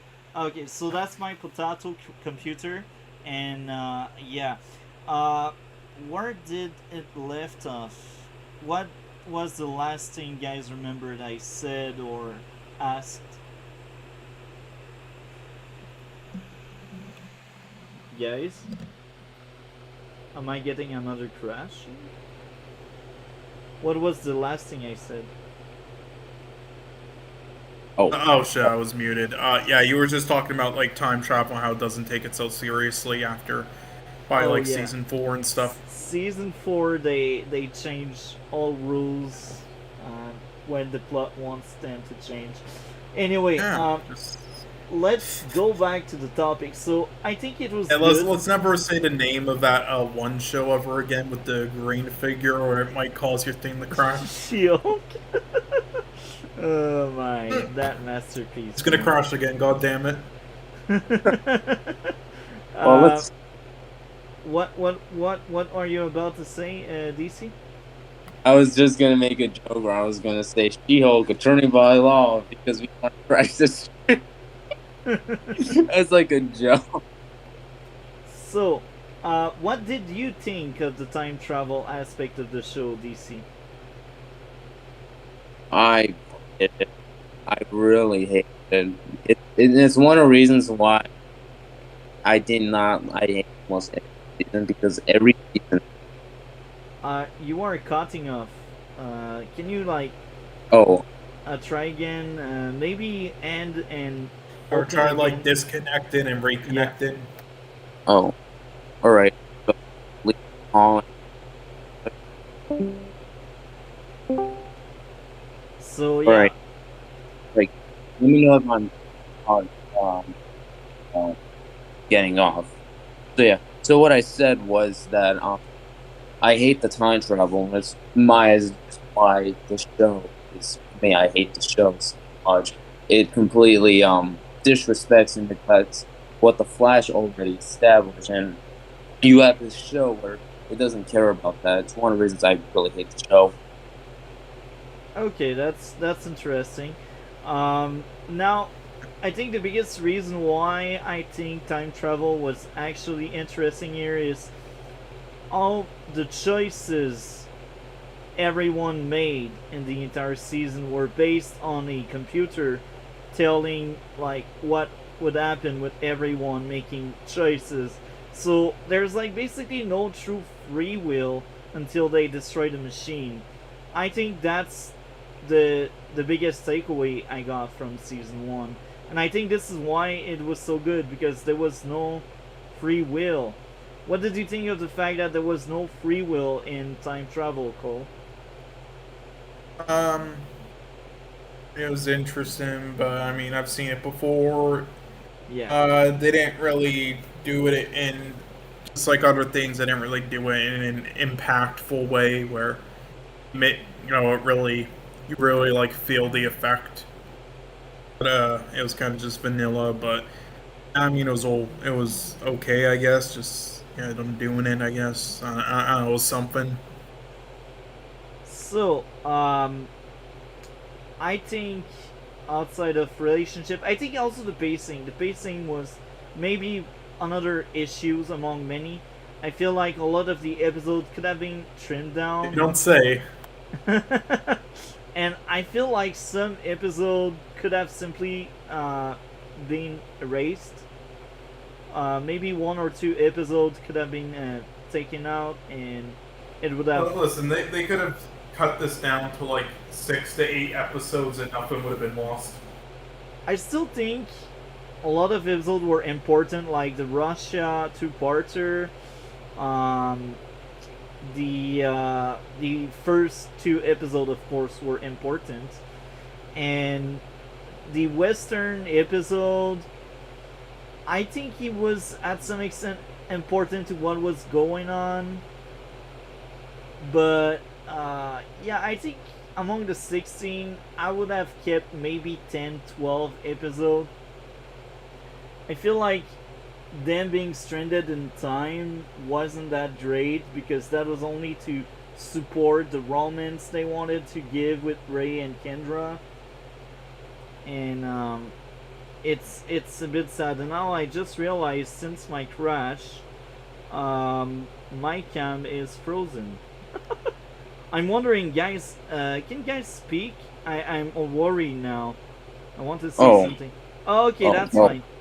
I was worried that your voice would have been caught by accident, but they are not, so it's fine. It's just my camera messing up because of that brain fart my computer got. So, yeah, I think overall this first season should deserve a 5 out of 10 for me. It was bad. It wasn't the worst thing. Season 4, 5, and 6, and even 7 are much worse than this. But yeah, 5 is the highest I can give. So, what would be your grade, Cole? For the overall season, and it wasn't terrible. As I said, surprisingly wasn't terrible. I was investing in it over others. How it's made, I would probably give it like a, again, just overall like a 3, but overall how I personally feel about it, I'll give it a 4 because yeah, it was watchable for me. But yeah, so the same as like the Arrow episode. Like honestly, I might be a little too harsh on the Arrow episode. Maybe I'll up it to like a 5, but I don't know. But yeah, No, for this season, that's it's what like you a 4 think, and it's overall. fine. It's fine being a bit. Oh no! It well, it was at the time. It's just the more again, the more I think about things, the more I'm like, should I maybe change this rating a bit? And yeah, so if I do with the Arrow episode, then yeah, I might up it to like a 5 or something, I guess. But yeah, I'll keep it at a 4 for now. But yeah, this gets a 4 as well. And yeah, what about DC? I'm interested to see what his is because he said he really didn't like this. Well, he didn't finish the entire season, so it's a bit harder for him. But if you would grade the 5 episodes you graded, what would be the grade you would give to these first 5 episodes you have seen? A 0 out of 10. 0. Oh my! Oh my! Interesting. Okay. I think that is the first 0 out of 10 we ever, because we always do like at least 1 or 0.5. Yeah. Wait, you guys never had 0? Oh wow, I'm No. surprised. No, it's just because we don't usually do them, or we always do 1 out of 10. But if there was something like so horrendous, or like, for example, we it will be a while because we're doing other projects. But in the future, I'm thinking for 1 week to recommend him some films that are intentionally trash just for fun. And yeah, one of those would probably be like Troll 2 in the Order Room, and that would get a 0 out of 10, but a fun 0 out of 10. So I will say this personally, I never gave anything a 0 because I think it lacks like you're not gentle. Like you just want to ate something on, like, for the sake of eating it, and this is not I all mean, I I would go like approach a half media. star lowest. I think my I mean, lowest, honestly, there's only one thing I would do a 0 for multi-topic. well, Either a 0 or a 1% out of like 100. There's only one thing, and that's films that are garbage in every way with nothing redeeming, but are also just like offensive to even exist. Like something like the murder of Nicole Brown Simpson was like a fucking movie made for $5. And for, like it felt like just an exploitational film that's garbage in every way, how it was made and everything, but was also just exploiting off of a real life tragedy and without the permission of anyone. They illegally did it. So something like that would get like a wow. 0, for example. I could understand, to be honest. I think so far, among all of the shows and movies we covered, the lowest we covered was She-Hulk, being 1.5 for me. I think it was 1.5 or 2. I can't remember the exact grade I gave to the entire season, but I think that was the lowest we covered. That's like rock bottom media for me. I think what did you give to She-Hulk? I probably gave like a similar grade. What do you remember giving? Overall for She-Hulk, Yeah. and the episodes ranged from 1 out of 10 to 4 out of 10s, basically, For me, range it at to least for like me. And 0.5 to like maybe 6, I think. yeah, 0.5 I think we did for some. So yeah, again, 0.5 is like the lowest we did. And those are basically, they're still ones for us, but yeah, we just wanted to go even lower because it's She-Hulk. My memories, roasting the crap out of it. Oh yeah, I mean the worst film I've ever seen would probably have to be Shark Exorcist. Still, I don't know if DC has ever heard of that. I've never heard of that film. I've never. You should watch a. Hold on, I'm gonna actually. This is just for fun. Let's see here. Yeah, this is. Oh, I actually have to, I believe, friend you. Maybe. Yeah, I sent you a friend request. I guess I Yeah. have to before I DM you. Yeah. Okay, so search up some video like this. Yeah, and you'll witness like one of the worst things you ever seen. Or if you want, before watching that one, watch this one too, and just watch those like YouTube videos. And yeah, you'll watch like the two worst films ever created. That shouldn't even be considered films. Alright, I'm just looking at them now. Shark Exorcist. Yeah, I Shark actually Exorcist. like. I think there's a chance I'll enjoy it just because I enjoy the type of film it is.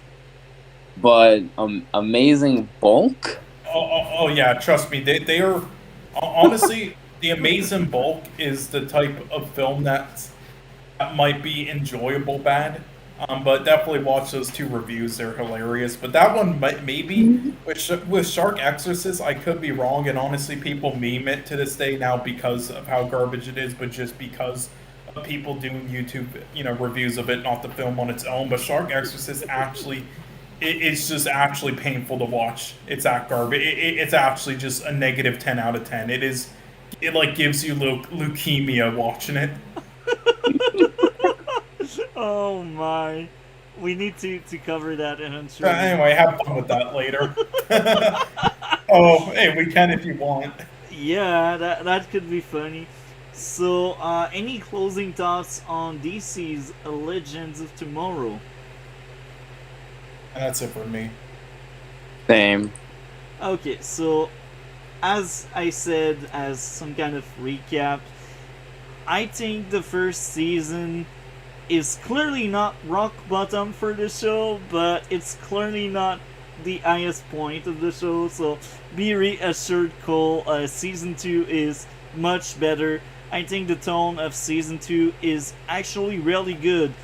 Some of the ideas to make it a bit darker in the plot is fine, because the show still doesn't feel like a dark show, if you know what I mean. They don't try to to be overly serious. They actually start being funny and making you laugh here and there. And it's And they go too overboard after that. yeah, that's the thing with season 4. That's like Well, I'll at least enjoy 2 and 3. Again, I did six. enjoy Doom Patrol, but it's not just about that. It's the execution and how well made it is, and just again, as we show with She-Hulk, just attempting to be funny doesn't make you funny. So we'll see. Yeah, and it's funny because some of the season and later season of Legends are very self-aware, the same way She-Hulk is, but there's no reason to be because it's not good. So this is why I draw some parallel. If She-Hulk is rock bottom for Marvel, I think like some of the seasons in the middle of DC's are rock bottom for DC.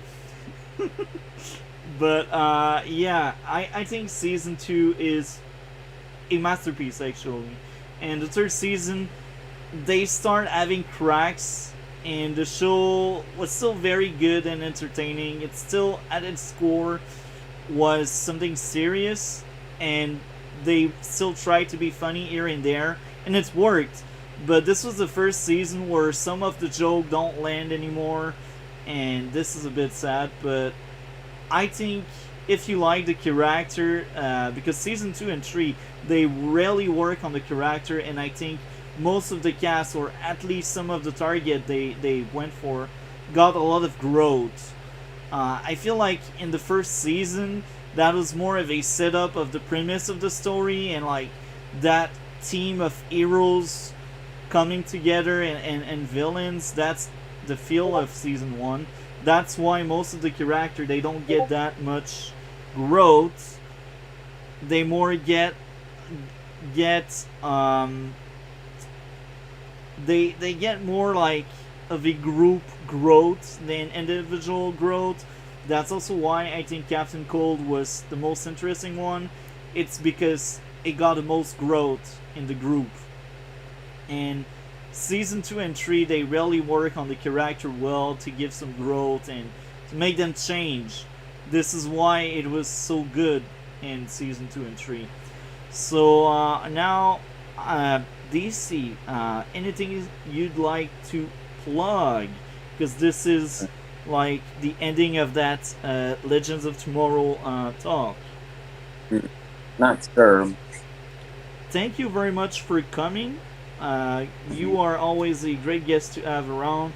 It's very interesting because I don't want to sound like an echo chamber, and that's why I like having you, because I know you're different. We are all different, and I think diversity in opinion is what makes entertainment worth watching. You know, so thank you very much for coming. And as I said, next week we cover The Flash season 9 episode 1. You are invited to join us to have that discussion. And if you want to stick around a bit longer next week, you can also take a look to the second season of Legends. Watch the entire season. We will dive deep into the second season, and I do think the second season is worth watching. Alright. So, man, thank you very much again. Anything else you'd like to add? No, I'm fine. So, have a great one. Take care of yourself, man. Same, you too. Bye. So, Cole, now it's back to you and I, Cole. So, I guess now we will move to both Top Gun movies. If you are ready to speak about Top Gun. Cole, is Cole ready to speak about Top Gun? This is the true question. Is Cole ready to speak about Top Gun? It's still a miracle that despite my crash we are still streaming, and now I'm burning my arm because my computer is overheating. But hey, once Cole is back, we will cover Top Gun, both movies, because we got 2 movies. Once Cole is back. once you're back, we cover both Top Gun. Once you're back, we cover both Top Gun. Okay. I am wondering what is going on, so I will start by saying I like both movies. This is no surprise for any of you, probably, because these are two good movies. So, once Cold is ready, we cover Hey, yeah, it. sorry, I just came back. How late was I? Not that late. Uh, so, Okay. yeah, Sorry about that. But yeah, we hopefully will. that's it for tonight with the delays. Huh? What did you say? I'm saying hopefully that's it for tonight with shit. Hopefully that's it tonight with shit popping up randomly. Okay, so I suggest we jump into Top Gun, both Top Guns, and then we cover Triangle of Sadness last, because that was actually my favorite movie out of the three. What do you think about that? Yep, sure. Because so I guess we'll start with Top Gun one, the original, and well, so there's also something interesting. Apparently, this film was actually like usually films that are always like just classics and masterpieces. I mean, this could be considered a classic, like in its own right, like it is. I guess it is considered one, but obviously in the nostalgia and everything. But yeah, it was inducted into like the film history thing of America, whatever Hall of Fame, and that's probably one of the weirdest choices ever. Because yeah, but this is honestly the best way to describe this film is I wouldn't say it's bad and I wouldn't say it's amazing. It's just this is a film that is a product of its time, honestly, and perfectly like represents the 80s and stuff in both good and bad ways. And I would say it's overall a solid film to me, but it definitely has a lot of things that don't hold up. As I said, a product of its time. Honestly, what this kind of reminds me of, it's like one of those films in the days where kids would just like and like fucking go outside and play and be like, "Oh, I'm Maverick, I'm Frost, blah blah blah, I'm Goose." And it's like one of these films with fucking kids. Yeah, I mean there was a lot of good aspects with it. I mean, yeah, Tom Cruise was good. Whole rivalry thing was good for the most part. Yeah, again, there was a lot of good special effects and actually being up there, just like in the remake. Yeah, a lot of the soundtrack is iconic, very iconic as well. That's good. And also, there's a lot of jokes people make about this being like the gayest film ever. We're like, yeah, a gay film. How many shirtless scenes there are and shit. Yeah. A bunch of dudes. So that became like a meme. But yeah. Yeah, there's also, but yeah, again, it's really cheesy at the same time and standard and just really 80s as well. It's just nothing special. Again, really a product of its time. It is what it is.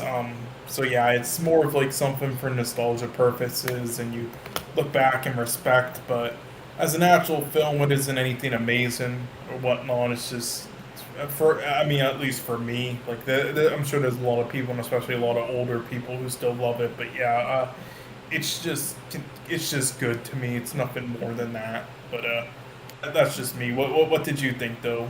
That's very funny, because I do not have any nostalgia toward this movie.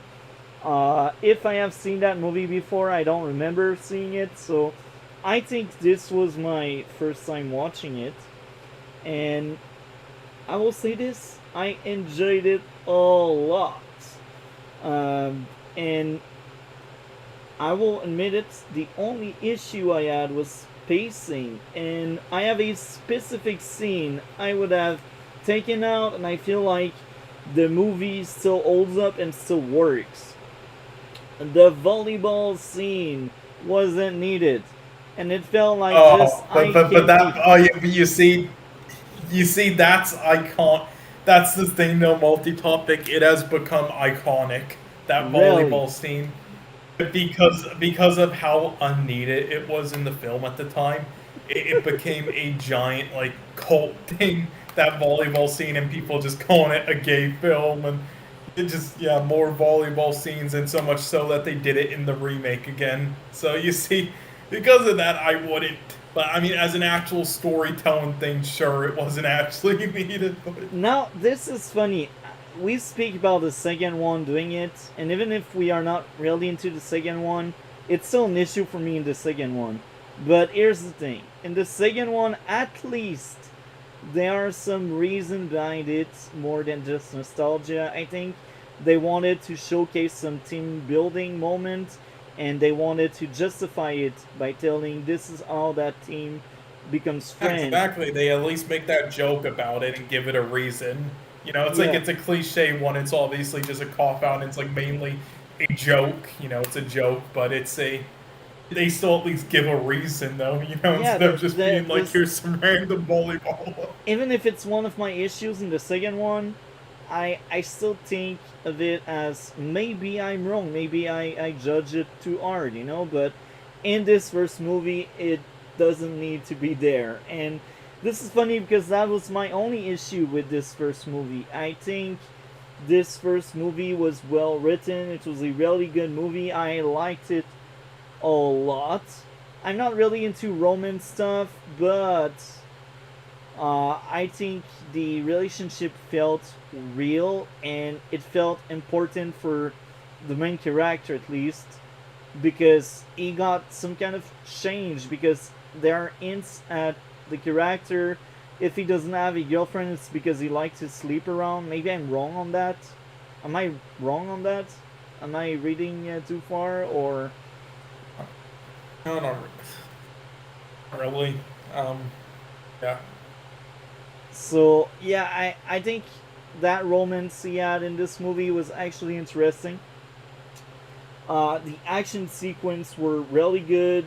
The characters are really likable, and I think Maverick keeping his cool despite losing his friend was amazing. I think it's unique because not everyone can do that, and this reflects some of the people that are able to like disconnect themselves from their emotions, and it's not necessarily a good thing, but these people still exist, and at some extent, like it's still something we could praise, even if it's not really good. These people are much stronger because they don't get overwhelmed. They are in control, if you know what I mean. Yeah. So I think that aspect of that loss he got was interesting in that kind of drama. And I feel like in 2023 we don't get that kind of stuff anymore because people don't value that kind of stuff anymore. They, even if it's not healthy, uh, like it's some kind of taboo in 2023. We all need to be in touch with our feeling, even if some people can't, and it's against their nature as people. Society will tell them you're wrong to be like that, and this is why we don't really get that kind of character anymore. And seeing that representation of a character in the movie, I think is the art of this movie. Uh, Now, I will say this. I didn't add that much likes, to be honest, but I was still entertained from start to finish. And seeing the family reacting to the loss of the friend was really good. I like that a lot because you see different reaction to loss, grief, and that kind of stuff. And I liked that a lot. The music was good. When there was action, the action was good. The main character, Maverick, was very likable. Uh, the love interest was also very likable. So, yeah, I think um, this first movie is really good. Now, I feel like I just repeat myself, but Again, there honestly isn't like too much to say because it's a pretty basic, like straightforward story and everything with all the tropes. But yeah, it's good. It's just Just for me, it's a little, again, just cheesy and whatnot. Just like, again, really like product of its time. Just kind of like, looking back on it, just doesn't like, not something that like resonates with me or anything. Just, it's like a good, entertaining film to respect and everything. Definitely a lot of iconic elements, but not something that's like really special to me personally. Yeah, so I think since I don't have much more to say and you don't have much more to say, I think it's the right moment to actually tell our grades for this first movie. Yeah, for me it would be a 6 out of 10. It's really good. For me, it would be 9.7 out of 10 because Oh, my only issue took away point 3.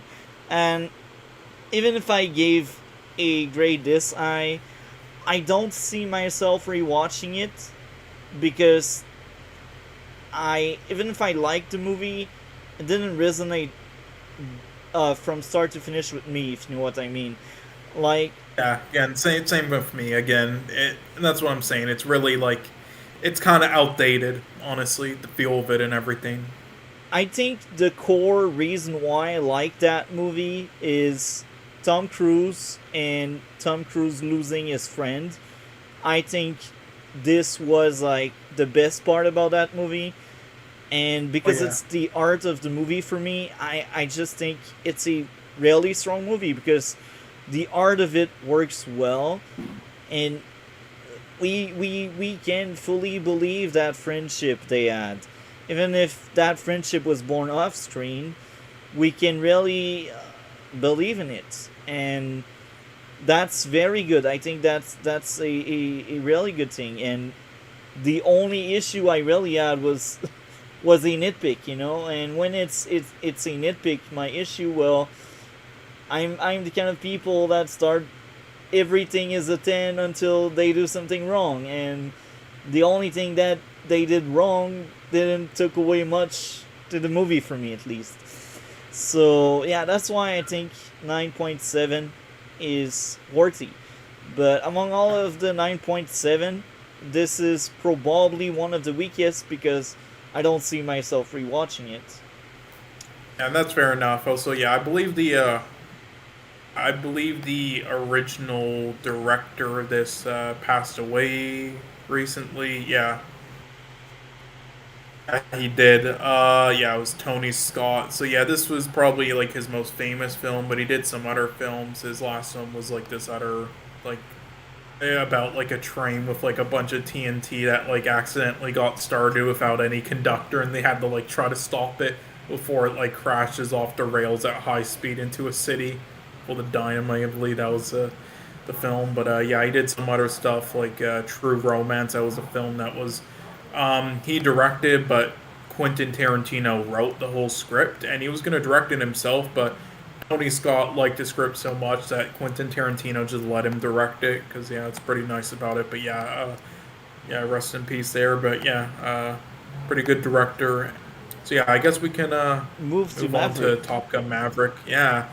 So here's the thing. What usually a lot of times with things, I would say like I wouldn't really, I don't want shit like fucking The Last Jedi, which, by the way, it isn't even anything like new or surprising. It was actually just the most cliche thing ever, which is what I find most funny about all that shit. But anyway, good thing without like, usually I don't like it if a film just plays it completely safe the entire time, doesn't really swerve our expectations. It's predictable, like kind of it pretty predictable the whole way throughout, like how everything will play out in every scene, like from like him just like slamming those papers in the trash can on the first day, being like, that's not how we're gonna do things, just exactly what I wanted out of a sequel, that type of scene. And like like who would like the type of characters, and they're like tropes, kind of like being trope characters a bit, and like knowing kind of like how things will play out. Usually that's a bad thing.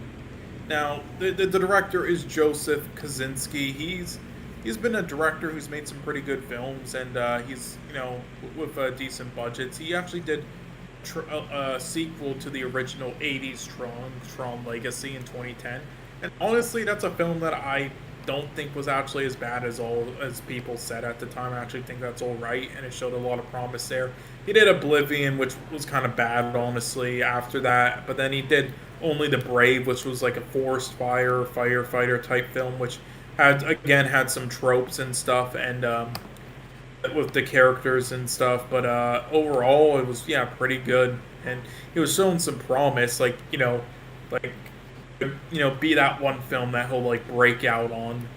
And yeah, in my opinion, he did it here. So as I said earlier, usually that's a bad thing. This is the thing with Top Gun. Honestly, there's not much else left besides like you can really do outside of like what the first film did. You can't really do anything new.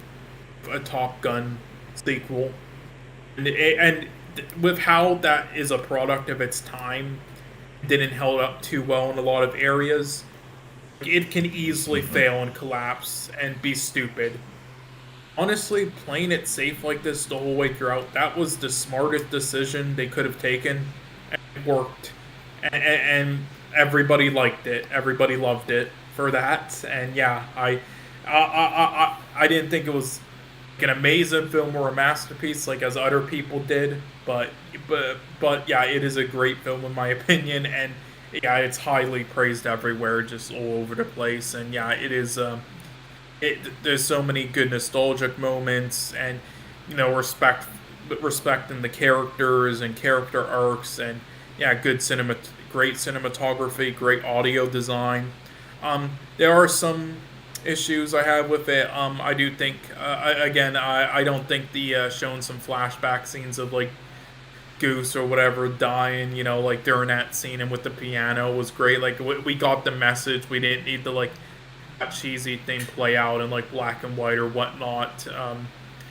From the original film, I don't really like when films do that, like when they're making like a legacy sequel. But yeah, and then also some of the music was a little cheesy at points, but overall, I thought it was great. And I will say, I hope this is the type. If they ever do that Goonies sequel, like 40 or 50 years later, I hope this is what they kind of go off of, because this is what studios should do with legacy sequels if they're going to do them. Yeah, to their defense, that flashback scene, I think, was important for any viewer that has not seen the first one. And it was, but like that's the thing. Watch the film before you see the sequel. But I get it, but I don't like it overall as like a filmmaking thing. No. That's funny because I understand where you are coming from, but I will bring some life experience here. I've got a good friend. He is into movies and TV shows a lot. I think he has seen much more movies than me and much more shows than me, because he watched a lot of stuff and he's really into that. And that's funny because he has seen Maverick, but he didn't see the first movie. And he is much older than me. And that's very ironic, because that's the kind of movie it was like at the right age when it came out, and well, right age. I don't know what was really the target audience. Yeah. I think it was like kind of like teenagers, I would say, honestly, like young teens or teens and young adults around that age range. But yeah, I get it. It was like 40 years later. I get it. It's just like, we got what the scene was for us who actually watched the film. So it's just like the Joker scene I keep bringing up as the classic example of like, we already know what's going on. Just doing that shit for playing it out kind of just worsens the experience for me. But yeah, I get it. But yeah, and in other cases, honestly, I would say the best scenario where I'm like most okay with them doing that stuff, or like catching up on some things that happen in like a first film or original film that they might need to know for the sequel, is one that came out this year, which we might watch, because I think for 1 week, again, I don't know if we're gonna have all the time to watch all the films that were nominated, and there are some that we aren't gonna watch, but I'll do something for. But we can watch them still after the thing happens, just like as long as we get the main ones out of the way before the thing starts, I guess. But But yeah, one of them is an animated film, which we'll watch at least three of them, the three good ones. Yeah, and that's one of the good ones, and it's a sequel to a film, to an original film, and which is a spin-off of like those Shrek animated films, if you heard of them. And the first film is fucking pretty bad, honestly. It's just pretty bad. But this one ended up, now you'll watch it for yourself, but it ended up being surprisingly a great animated film, and honestly pretty smart. And so honestly, and that's the case where I'm most okay with them doing that if they're going to, because the first one was so bad that the audiences don't even need to see it. Like, you just catch them up on it, or just make sure they know what's going on. Like, they don't need to watch the first one. In that type of case, then that's where I most accept it. So I will say this before we dive deeper into it, because I actually got a lot to say about Maverick. I think there's much more to say about Maverick than the first one. I mean, I'm interested. I want to know mainly first. Yeah, because everybody thinks, yeah, this is better than the original, and like, yeah, this is a perfect type of sequel. This is how you do a legacy sequel. This is so nostalgic, and this is just amazing. That's what a lot of people say, and yeah, pretty much everyone I heard says, yeah, they think it's definitely better than the original. But I want to know, do you think it's better than the original? That's exactly what I was about to share before we dive deeper into it. Here are my side notes. I found the movie more appealing and entertaining than the first one. However, the movie itself is not as good as the first movie. The first movie is the best one, but the second movie is my favorite one. And this all boils down to I got much more issues with this one. But these issues, they don't turn this movie bad. It's just not as good. And they just lost more points. So as a movie, I think it's much weaker. But it's much more in my taste, and I see myself rewatching Maverick over the first one. So does this answer your question well? It does, yeah. I will say, I do think the film, I mean, personally, I do think the film was just better in this one, because, yeah, I do think there were some gripes with the original and some things that did not age well. In this one, I think they really did a fantastic job with a lot of those things. And again, just like the real flying scenes were fantastic, and watching that in an IMAX theater was fantastic. But yeah, I mean, that's just me. And I really like the character arc with Tom Cruise a lot more in this one too, in his older years. I agree. You see, this, I think this is one of the reasons why I connected much more with this one. I think the characters are just better written, I think. I mean, I will say they are. You do have like the classic, but like all the side characters, they are kind of like the classic trope side characters. At like, you look at their appearance, and then they kind of like how they actually are in the film, kind of like is how you would imagine them to be, just by their appearance, like kind of like in older films that used back in the day. But that isn't like. But again, that's I think kind of smart to do with a Top Gun sequel. Honestly, it worked. So I think now is the right time, since the big intro is out. It's the right time for me to basically share some of my issues. My first issues would be the pacing. I do think the pacing was a bit worse than the first one, because I think the early parts of the movies, at least, they took very long. But when the movie took off, it was actually faster and better. But I think the movie took a long time for me to take off. Yeah, well, I mean, it is a lot longer film. It's like 2.5 hours, and the original's like an hour and a half. Yeah. Well, the original was an hour and like 40-ish minutes, and the second one is 2 hour and 10 minutes. Well, actually, the cut I seen. I thought it was okay. Never mind. I guess I thought It's only half I an thought hour. Maverick was a lot longer. No, it's like half an hour more. But I feel like Yeah, you're right. Okay, I thought it was longer. Okay, my bad. I feel like that half an hour longer was actually worth it because most of that half an hour longer was just more action. Because I think like the back half and the middle, there's a lot more action going on, and there's much more flight stuff, and maybe that's why I feel like the pacing. Well, I think honestly they used it all on like making it like a more realistic vision of like how this stuff actually like works and like these academies, like the training and everything, and like trying to build chemistry and a team. Yeah. So my second issue would be plot armor on Maverick after the crash. So this is the first crash, like it was going at Mach 10 in space and then he crashes, you see all the burn in his face.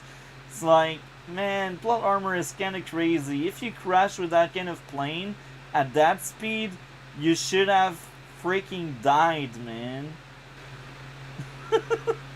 I mean, it does depend, but yeah, I mean, in a lot of cases, he would die, but again, it just depends. And again, it happened at the beginning of the movie, so I personally don't care as much because, I mean, because, you know, it's a 50-50 thing if you would survive or not. So, I mean, if it happens at the beginning of the movie, it isn't, like, super important to the plot, so not really, like, super plot armor for me. And plus, I mean, he is a very skilled pilot, as we know, like, He's the best burnt, in the world. bro! He's burnt!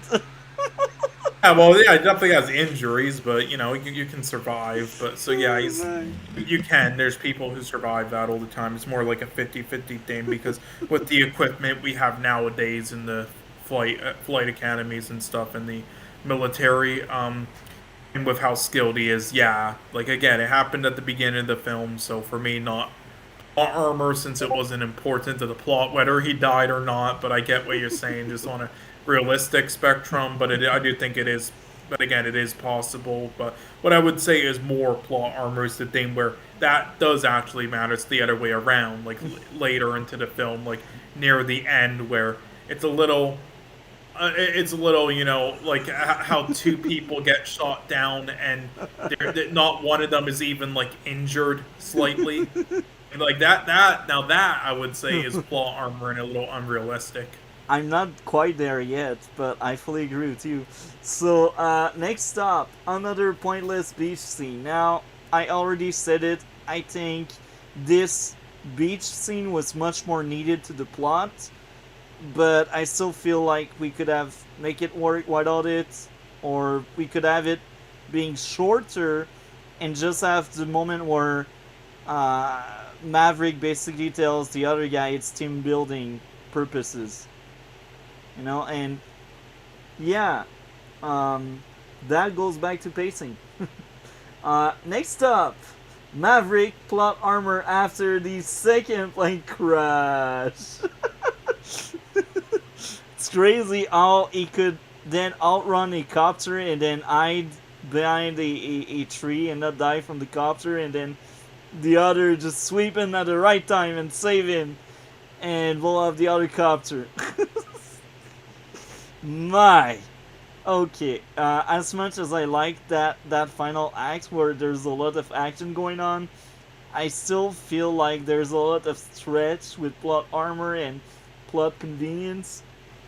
Speaking about plot convenience, how convenient the plane still has fuel. You know, the plane they find by a miracle in the in you know what I'm talking about, right? The plane they used to escape. Well, I mean, yeah, I think. I mean, it isn't like again that isn't unrealistic. I think but I think that is like a bit sloppy there. I think what they should have just filmed a scene while they were like hiding out, looking at the plane, at the area. Like, yeah, we can catch that plane out and shit like that. Just should have shown quickly a scene of them like waiting for like some guy to fill up the tank and then hijacking it. That would have solved all possible issues there. Yeah, yeah, I agree with you. I fully agree with you. It makes sense Like that again, they do have this director planes, isn't very skilled, but yeah. but it's too convenient that there's one unintended plane that is not being used for like I don't know how long, like 20, 30 years, but that plane just happened to have fuel, you know? Yeah. Oh my. Okay, so that's it for my issues.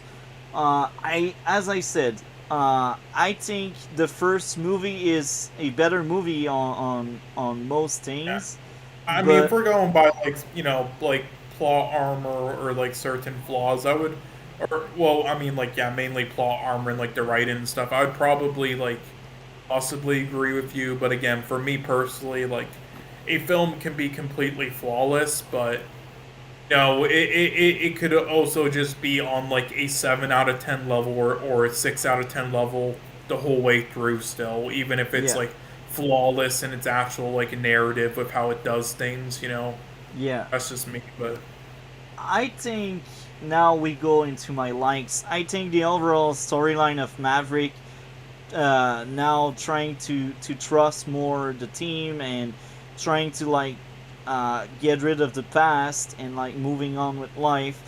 I think yeah. that's amazing and that was well done because you could really feel where he is coming from.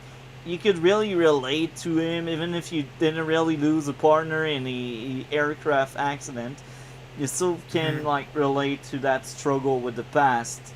Yeah, and that's the smart thing. That's exactly what they needed to do for a sequel and that introduction and stuff to the crew members and yeah. But also, what did you think about him and yeah, the son of Goose in the The first son film? of Goose and him was amazing.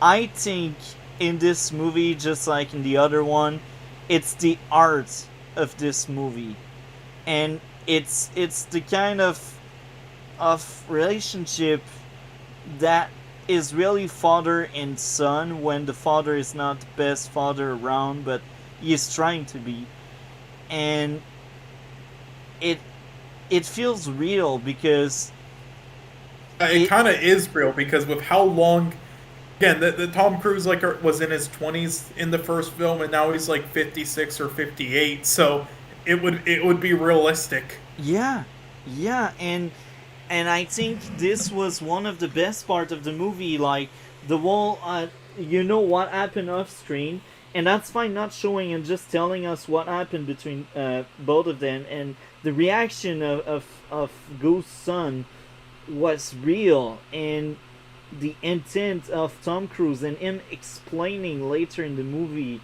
why he didn't tell the truth to uh, protect and preserve the mother idea the son had about his own mother, that was touching, man. That story felt really real, and I liked that so much. I think if more movies were done like that, more movies would be really good, you know? Like, that's the kind of human story you need to tell more often. Because the main character is very flawed, and the son is also very flawed, and they are just on that situation where there's not necessarily misunderstanding, but some people don't have the whole truth, and that led to personal drama. You know, that's deep. I really like that aspect of that movie. Hmm. So Uh, another thing, what did you think of Val Kilmer's character returning? I think it was great. It wasn't Uh, as good as Rooster's son, but I mean, he only had like one scene, but yeah, he was like kind of mentioned throughout the film, and then that scene. Like again, if you didn't know, Kilmer, actually got like some like throat sickness where he's like that for life now, and maybe even like throat cancer. So yeah, That's why he's texting. But I like that friendship a lot, and him dying was emotional because you can feel there's some kind of mutual respect between Maverick and Ice, and Ice was some kind of friend for Maverick, and you can see it through the movie because after Ice dies, the general are like, Ice died, you're no more protected, and that feels really real, and it was sad, man. Even if Ice barely had stuff in this second movie, I cared much more for Ice this movie than the first one. Mhm. It's just touching to see that kind of friendship, that kind of mutual respect, and it's also real because you can tell like Maverick doesn't give a f about order and rules and the way stuff are, and in the military it's poorly seen because in the military you need to follow order and that's it. Like the mission goes first, and it's I feel like it's like that, and it's well depicted. Uh, Maverick is the outcast. That's why he is still a captain, despite being that kind of hero he was always, and he was always doing greatness, and he was one of the best. But him not giving a f about rules and stuff is what stopped him from improving. And that's a character flaw, but that's very human to write characters like that. I fully relate to this. So, what did you think of Ice? Yeah, I really loved him in this film. Again, they did a fantastic job with that closure and everything, and his character that way. Yeah, that was fantastic. Again, all this plays it safe by the numbers, what you would expect. But again, for a Top Gun sequel, this is the one time where that's needed, and that's the smart thing to do, and it's the only thing to do, honestly.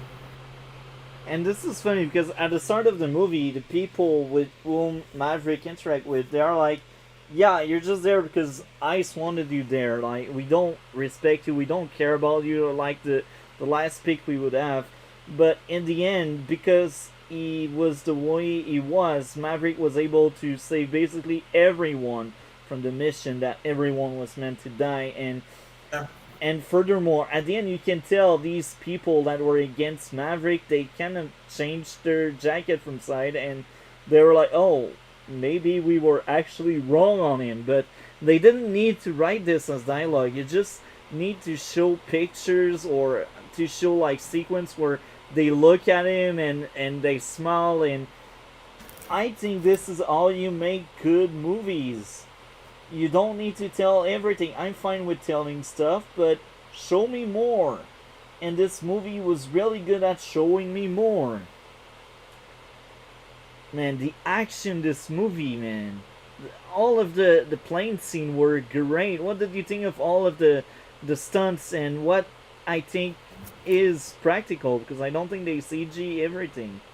Maybe the background, but like I think Oh yeah, I mean, well, there was like some CG for like yeah, some backgrounds, some like just certain like again they were actually up there. They used real planes, like that was all real. But yeah, I mean like stuff like the missiles and stuff for CGI and other things like that. Like again, I got a visual effects nominee, so yeah, mainly for like yeah the polish and everything. But yeah, like when it came to again the actual like planes and everything, just like the original film, yeah, it's all authentic. I really liked that aspect of the movie. It was really good. It was well done. Yeah, Um, like the filmmaking there, and like while he was like, again, what I really love was the one scene where everybody was just like, "Where the fuck is he?" And he was doing that time trial himself to show it's possible. Again, yeah, that scene was fantastic. How it was filmed and the audio designed and everything, like feeling like you're actually up there in the force and everything. I think that was probably my favorite scene of the movie because there's still a lot of tension. because you're like, I don't know what will happen next. Like, it's a sequel. Maybe they will kill him up because maybe they consider the ensemble more of the main character than Maverick. And like what happens after with the military people being pissed at him, it was like golden. I really liked it when he just went and showed it was possible. It was amazing. Man, that's one way you piss off a lot of people, but in the process you earn their respect. Oh man. Yeah, that's probably my favorite scene in the movie. And I think there's a lot of emotional scenes and man, Ice deaths, man, it's so sad and you can tell it made Maverick very sad. And that whole scene where Rooster saves Maverick and like Maverick is pissed and then after there's some kind of closure where Maverick says, "Thank you for saving me, by the way." But man, Yeah, and again, the whole like feud with him, again, even just like in the first training thing, oh, almost like fucking kill each other. Then again, the explanation for why he like delayed his thing. Like, yeah, if you think up there, you're dead. I really think that movie is really good. Despite my issues, I think that movie deserves Yeah. eight, Well, eight like again, out of 10. sorry, what did you say? Did you say an 8 out of 10? Yeah. Nice. Now, again, this is not a film that personally I connect with as much. Again, because I didn't as much with the original, and it's not. Again, it's not a film that I think is like amazing or a masterpiece as other people did who love it. But not to say I don't think it's great. I think it's really great. I just there's better films out of the year for me personally. But yeah, this is a great film though, and I can understand it getting every nominee it did. The only questionable one is possibly a screenplay. I'm interested in, that's usually unusual for them to give a blockbuster film like this a screenplay nominee. That's really rare. So I don't know what to think of that. I think there might have been better screenplays. I mean, there probably were, but yeah. Anyway, overall, I'd probably give it like around a 7.5, which for me is really great. Around a 7 or 7.5.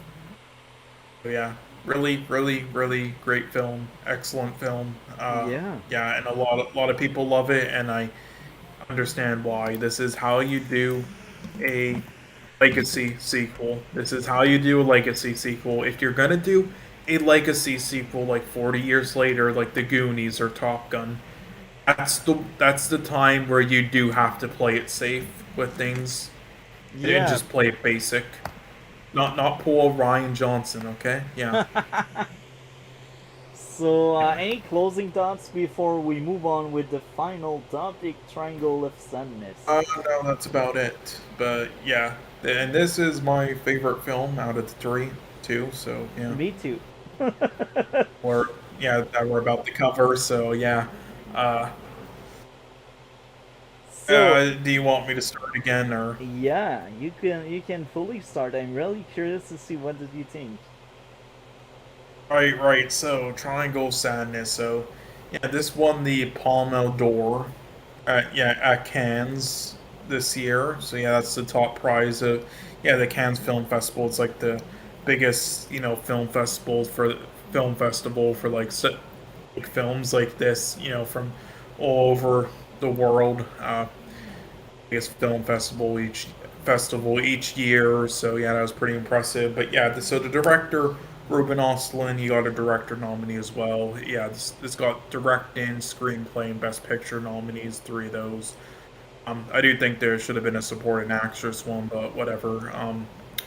But yeah, he did other films before this. He did this skiing film that I thought was great, and he did this film I believe called Square or Triangle. Yeah, yeah, it was called Square, I believe, and yeah, that also won the Palme d'Or in that year. which was pretty excellent as well. But yeah, in my opinion, this one is his best film yet, and I really loved the film. Um, if I would have to say one issue with it, I would say like, yeah, I mean the messages, some of the messages, with like capitalism and everything in the classes, it's like they aren't subtle, but they're Yeah. not trying to be subtle because again, this is also trying to be just like Banshees of Inisherin. It's also being like a comedy and also partly a satire as well. So it doesn't take itself as seriously in those moments, but it still gets messages across. And then there's also a lot of serious dramatic moments, and it's like another multi-genre thing like that. But yeah, it is super well made. The cinematography is great. The directing is great. I'm happy got a directing nominee. So I heard someone knocking, so I am guessing he's leaving for now. I am wondering what's going on. What's going on? Neighbors, man. Sometimes neighbors can be a pain. I'm glad my neighbors are not as bad as his neighbor. It's really fun, you know. But yeah, I'm. Your fucking neighbors were at the door knocking. Fuck's Yeah, sake. that's what I assume when I heard. Not, not. Remember when I said that should be the last thing that pops up tonight? Remember when I said that? There's Sorry. So something. as I was saying, yeah, the directing is fantastic though, and I'm glad this got a nominee for that. Production design is also fantastic as well, and with the ship and everything, it's like you knew the ship was gonna sink, but just leading up to it was fantastic. Yeah, makeup and hairstyle and fantastic. The fake vomit was so realistic, by the way. Yeah. And the editing was great as well. And yeah, the performances were definitely the highlight of the film. More fantastic. Really loved those scenes, each and every one of them. And Woody Harrelson's appearing in the film was fantastic as well. That was hilarious. Yeah, I really love this film. It just there's a lot of messages to it, with the classes and stuff, and as a comedy as well, and many things. And throughout the film, it's like just how it's shot and everything, and how it shows it visually is great. It's like it's like just like that one lady goes from literally being the cleaning lady, and you see her just like it goes from the lady being yelled at. Can you come back later? Don't come in and clean our room. Come back later. Fuck off.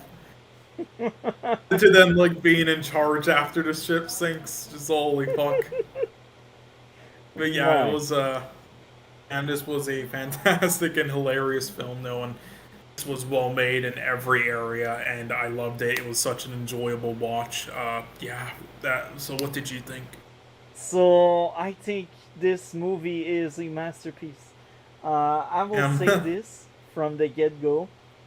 I have a potential issue, and we will get into that. And that potential issue will decide whether it's a 10 or not. Uh, One question: where did the grenade come from? The one that blew up the ship.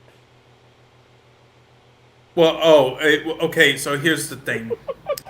There was when I watched it in my theaters, there were English subtitles for the few scenes in the entire film where they spoke another language and stuff like that, and with the lady, and for some reason though, digitally, at least on moviesjoy.to and some things, they don't have the subtitles of that available for some reason. It just says speaking in other language, so you couldn't understand what they were saying in those scenes. But I know what they were saying. Like the first scene, like in during the fashion show when they were moving those people away, just Yeah? like, wait, why are you moving us? These are our fucking seats. What?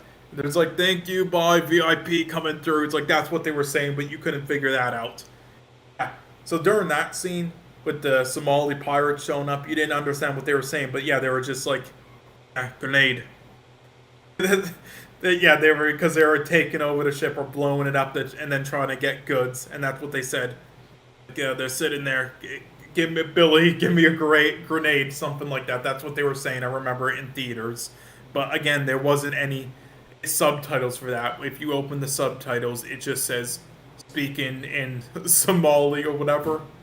Same thing with Okay. the lady who speaks German. So So that's an unfortunate thing with the digital thing, but yeah, so that's where the grenade came from, though. So wasn't an Okay. error. It's just for some reason they don't have those things available on the screen or some releases, I guess. And Okay. you didn't even need to open subtitles for it. Like again, there was no subtitles throughout the rest of the film. When I saw in theaters, it was just in those few scenes. I don't understand why they didn't just release. I hate when films do that. Like I remember watching this Isle of Dog films, this animated film by Wes Anderson, and I would like to know what the characters, the few times they're just speaking in foreign, since it takes place in Japanese, are saying. Yeah, they never tell us, so even if it's not that important, I would like to know. But anyway, so yeah, now you know.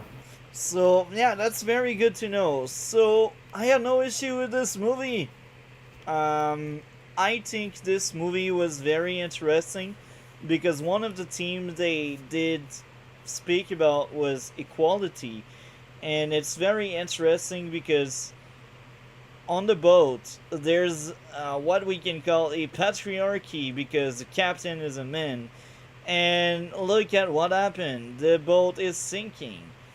Now, when we get political like that, and we really want to say like, look, matriarchy better, like we could, if it's not handled properly, that kind of politics, it can get on the nerve and under my skin.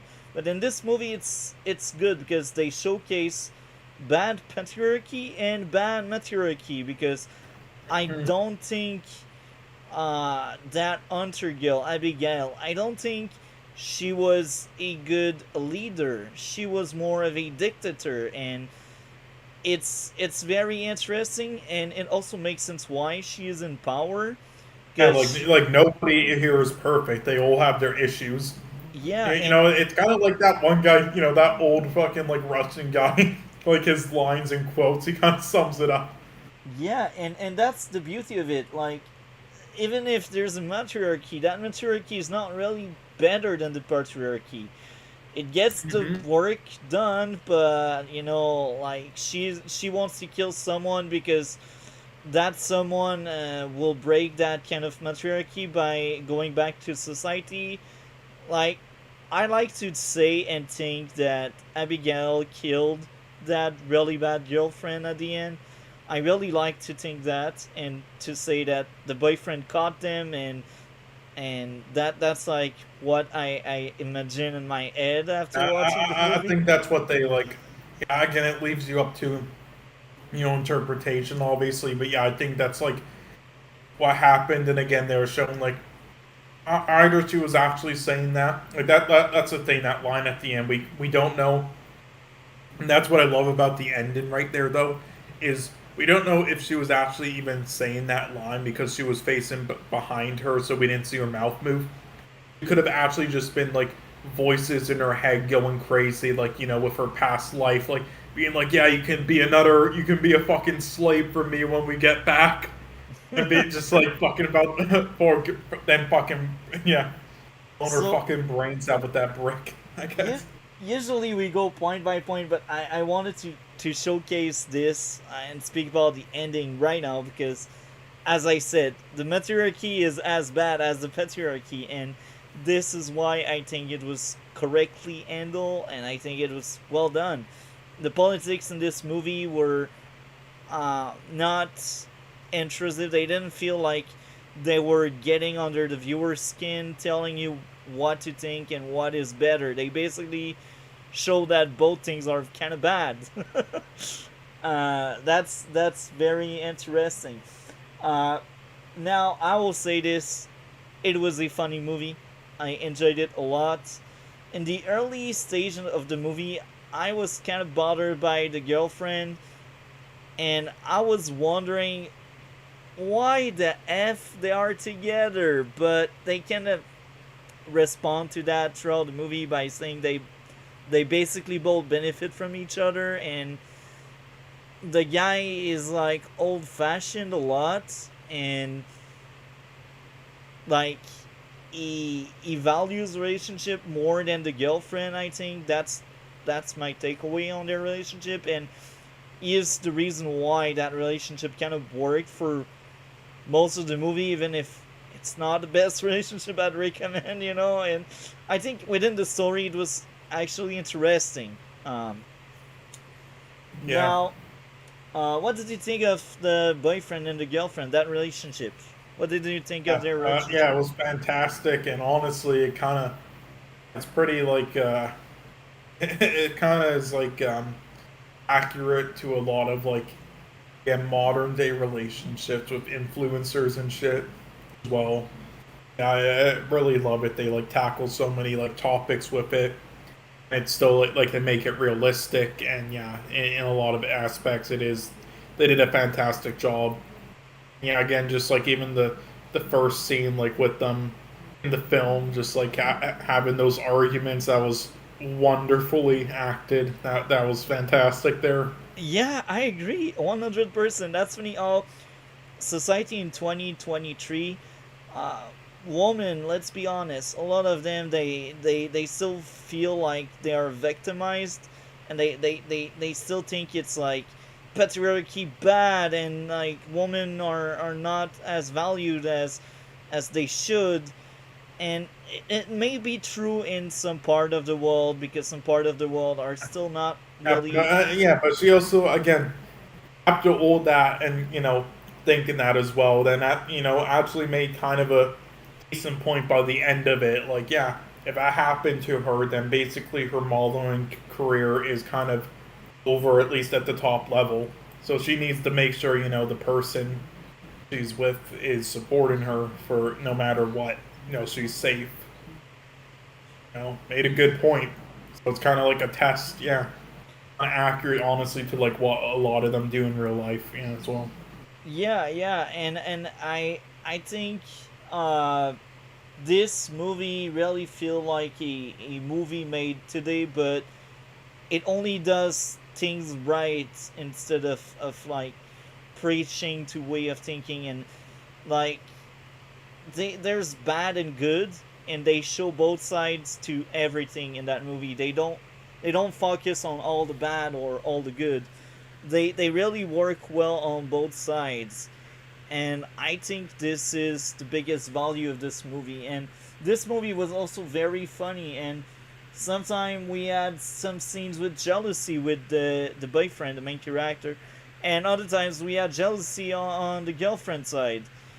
And it's just very interesting. And the whole waitress scene by the pool was hilarious. I was laughing my butt there.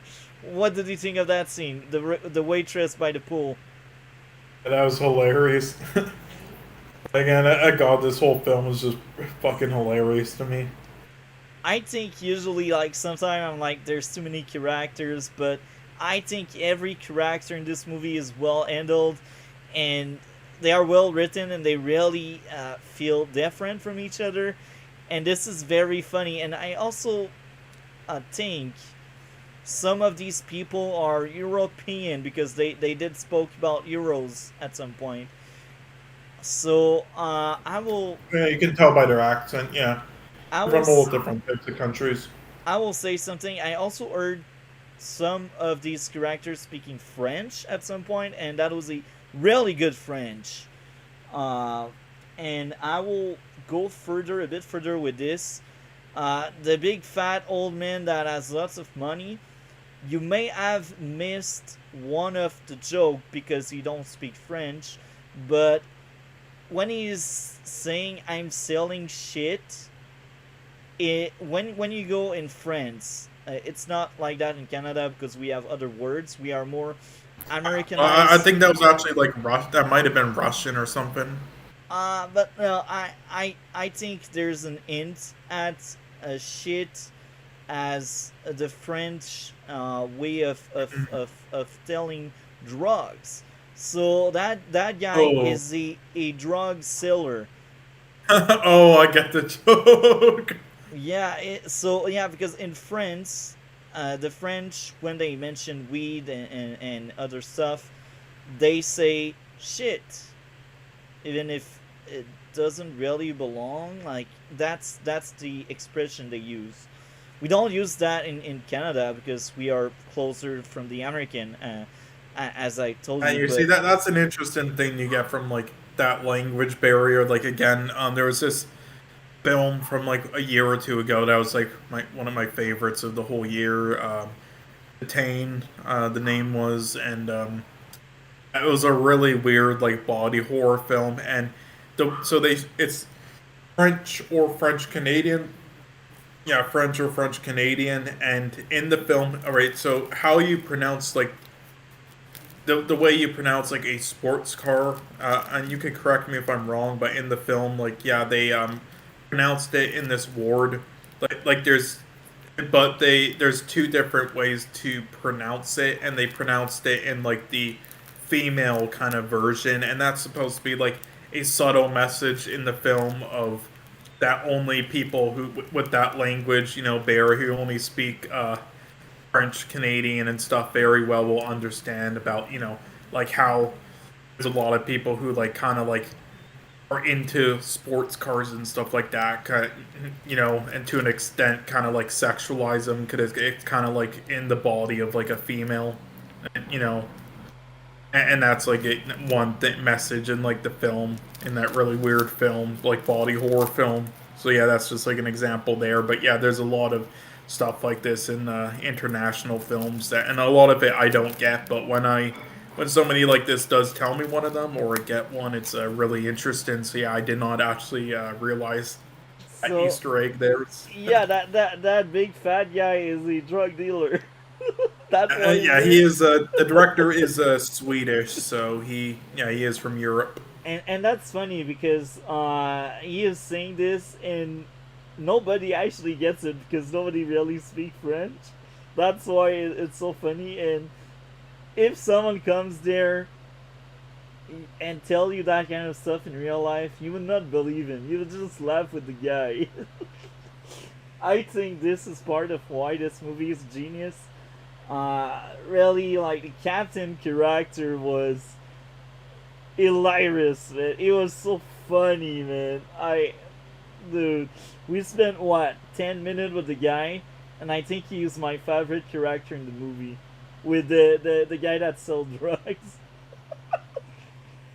That movie is amazing. Um, so I'm glad I could enlighten you on one of the Easter egg. Um, Now all of the scenes where people are getting seasick were amazing. It was hilarious. It was well done. Um, I also there was something sad I wanted to bring up. I did not even realize this until I was rewatching it again for this, but yeah, apparently yeah, so the lead actress in this, the girlfriend, yeah, she died in August apparently. really? What happened to her? Yeah, she was like 32 or something. She died at the hospital. Bacterial sepsis, it's called, I guess. So, yeah, I did not realize that, but yeah, that's really unfortunate. It was just starting her career, so that sucks. That's sad, Yeah. man. So I'm wondering who was your favorite character? Um, Favorite character? Oh, that would. Honestly, I really like that. Just that old Russian guy. The one that deals drugs? Yeah. I sell shit. Fertilizer. Yeah, that's it. Yeah. I think it's also my favorite character, alongside with the captain. They are like the two that held the movie on their shoulders. Um, Mm-hmm. Yep. Yeah, and that fucking donkey scene. I and gotta say that guy's like a depiction of Notch. Do you know who Notch is? no, I don't. He's the creator of Minecraft. He just sold it for like, yeah, he sold it for 2 billion like years ago. Thank God he had like no friend zone. It was kind of like acted like an asshole and then was like banned from conventions and spent like 80% of his fortune on dog shit and lost it. And honestly, it's like the character in this film is like and he looks exactly like Notch. I'll like bring up a photo of him, and yeah, that like exactly like just reminds me of him, like how he acts and just being like alone there. Like, good lord, it actually so I similar. I I also mean, think it's almost like it's a metaphor. I'll send it to you in DMs here. Yeah, this is a picture of the guy. okay. So I also think this movie was a masterpiece, and the music was really good. I think they were really smart about the music they wanted to use. And what did you think of the music overall? Yeah, the music was great, definitely, and I think that's like one underrated. Again, that's an underrated thing that goes unnoticed. Like one thing I hate about films that people's like reception on some films is that stuff because um look, there are films that just constantly use their music and in wrong scenes or in scenes that like don't need it, and it worsens the scenes, and it's something I've always hated. But them doing that manipulatively, sorry, I can't speak today. In some films is just like, and so it makes people like remember them easier in their mind. The soundtrack and score and musical score, right? Even if it's not too great, but a film like this, it used it perfectly. And this is what I love in films like this because it did not use any music. It didn't need to in any of the scenes, in any dramatic scenes or anything. It would just worsen it. It was perfect as it is.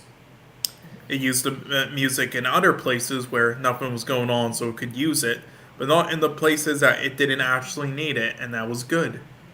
All right, and that's how you do it. Unless a scene is shit, you shouldn't just play a bunch of sappy music or some sort of music over top of like a dramatic scene or something. And they did it well. And they also had like when there was music, it was like background music, smart like background music of stuff like going on, like instruments, playing at like a restaurant and stuff, like something realistic instead of just like instead of just having digital restaurant music playing without anyone actually playing music because you're a lazy filmmaker.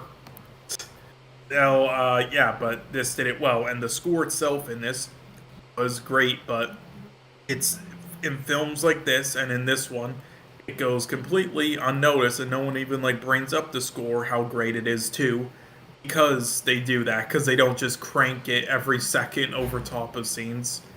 So yeah, but yeah, it's great. So I think the scene where the jealousy of the guy led to someone getting fired was very realistic, and I enjoyed that scene a lot. What did you think of that scene? Yeah, again, fantastic scene. And honestly, you could feel like he felt a little bad about it. He felt kind of bad about it afterwards as well. Like he honestly, he didn't really want the guy to get fired, Yeah, or even that maybe he did a little bit just to get rid of the issue, that or not. But I either don't way, think when he it got to that was. point, I don't think he yeah, I wanted mean, the that's guy to that's get up to fired. interpretation. Again, like yeah, that felt bad about, but again, it was a blessing in disguise for that guy.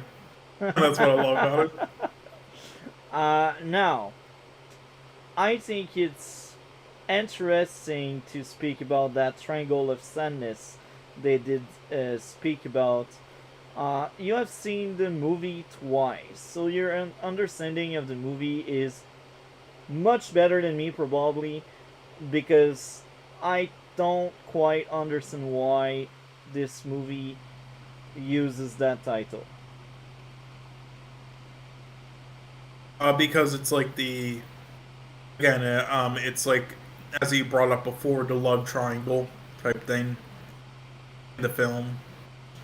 I mean, Oh, the whole jealousy, there's many, yeah, jealousy. there's Okay. many. Again, there are many things in films that like explain, like in films like this, like Cannes type level films that explains why they're titled certain ways sometimes. But again, I brought up before that Isles of Dogs films, like an Easter egg in that title is it sounds like I love dogs when you say it. So, but yeah, in this, like, yeah, that's one reason. Like, Yeah, because there's an actual like love triangle type thing in the film, and of like jealousy and everything, and just all that stuff going on with like multiple people and stuff like that. And also they were kind of like, you could say like maybe like the Bermuda Triangle when they sank, and Oh, again, and then the sadness part, of like all the characters like issues and stuff and different emotions. Like there's many like reasons why it would be titled that, but yeah, there's like some of the reasons there. most of the characters are actually really sad, even if the movie is really funny, and they try their best to shine a light on how funny these characters are. Hmm. But I think the deeper you look into these characters, the more clear they become, and I think most of them are kind of sad, even if they don't really show it, and maybe that's why it's Triangle of Sadness. Like the guy that is rich but alone, he is sad because he doesn't have girlfriend. Um, the What's the point of money if you don't have any friends or anyone to share it with? yeah, and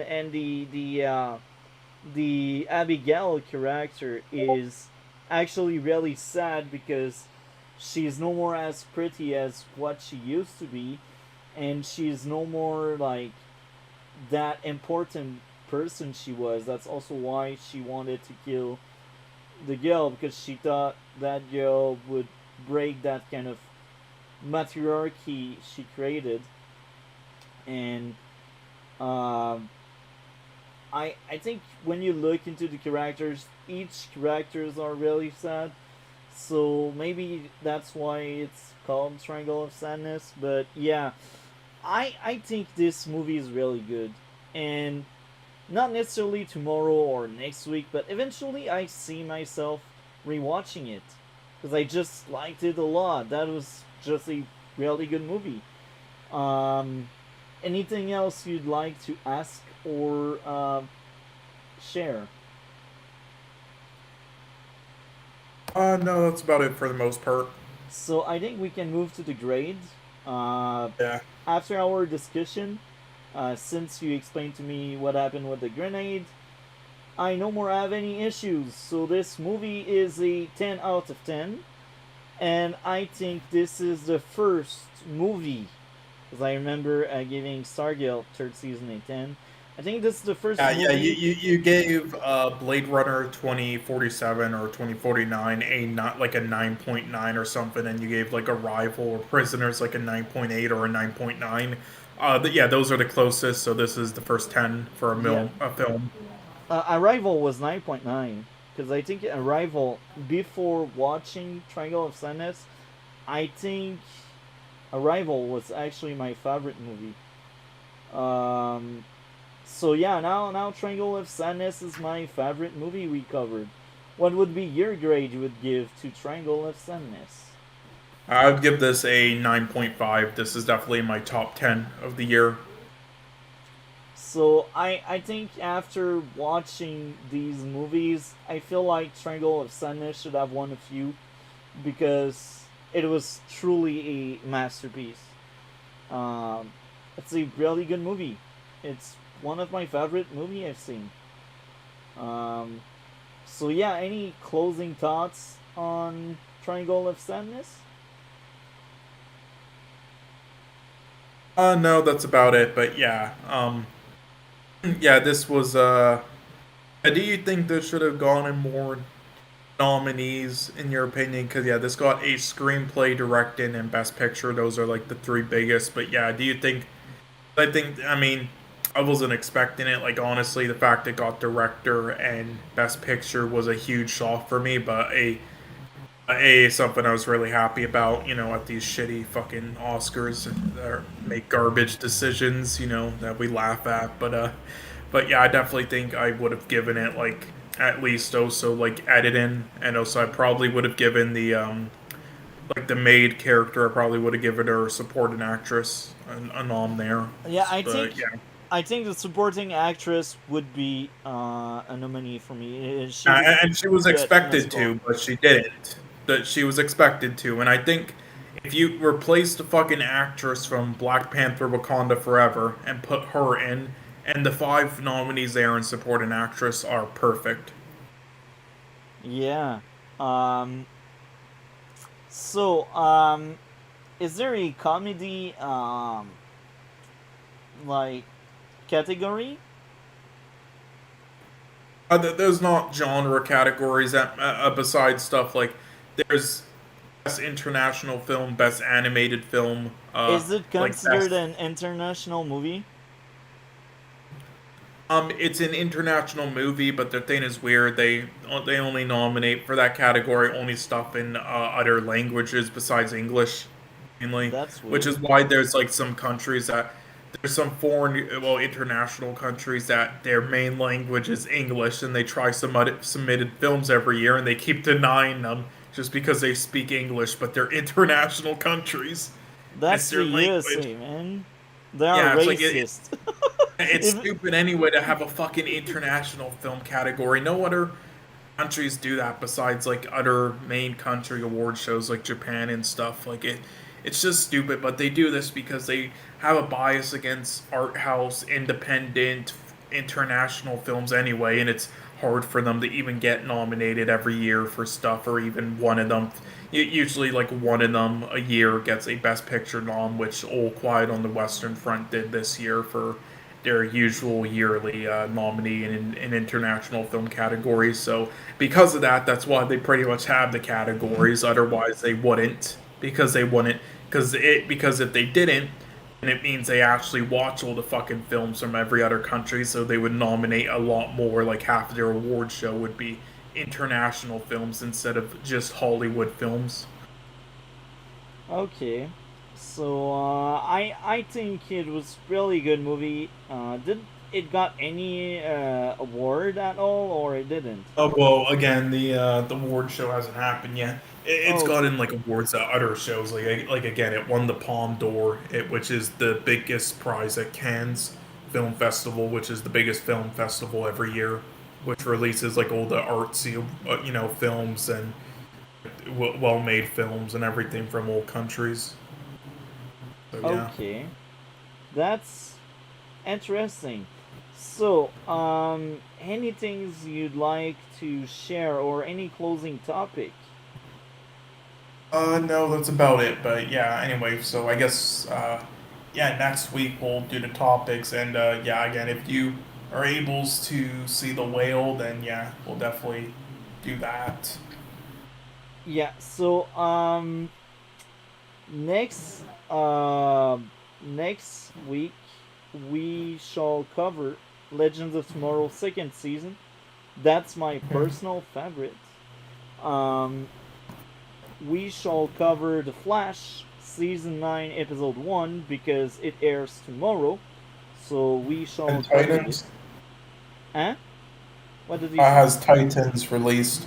Oh, Titans is released? Okay, so do you No, think no, it. I'm asking if it is. I don't know.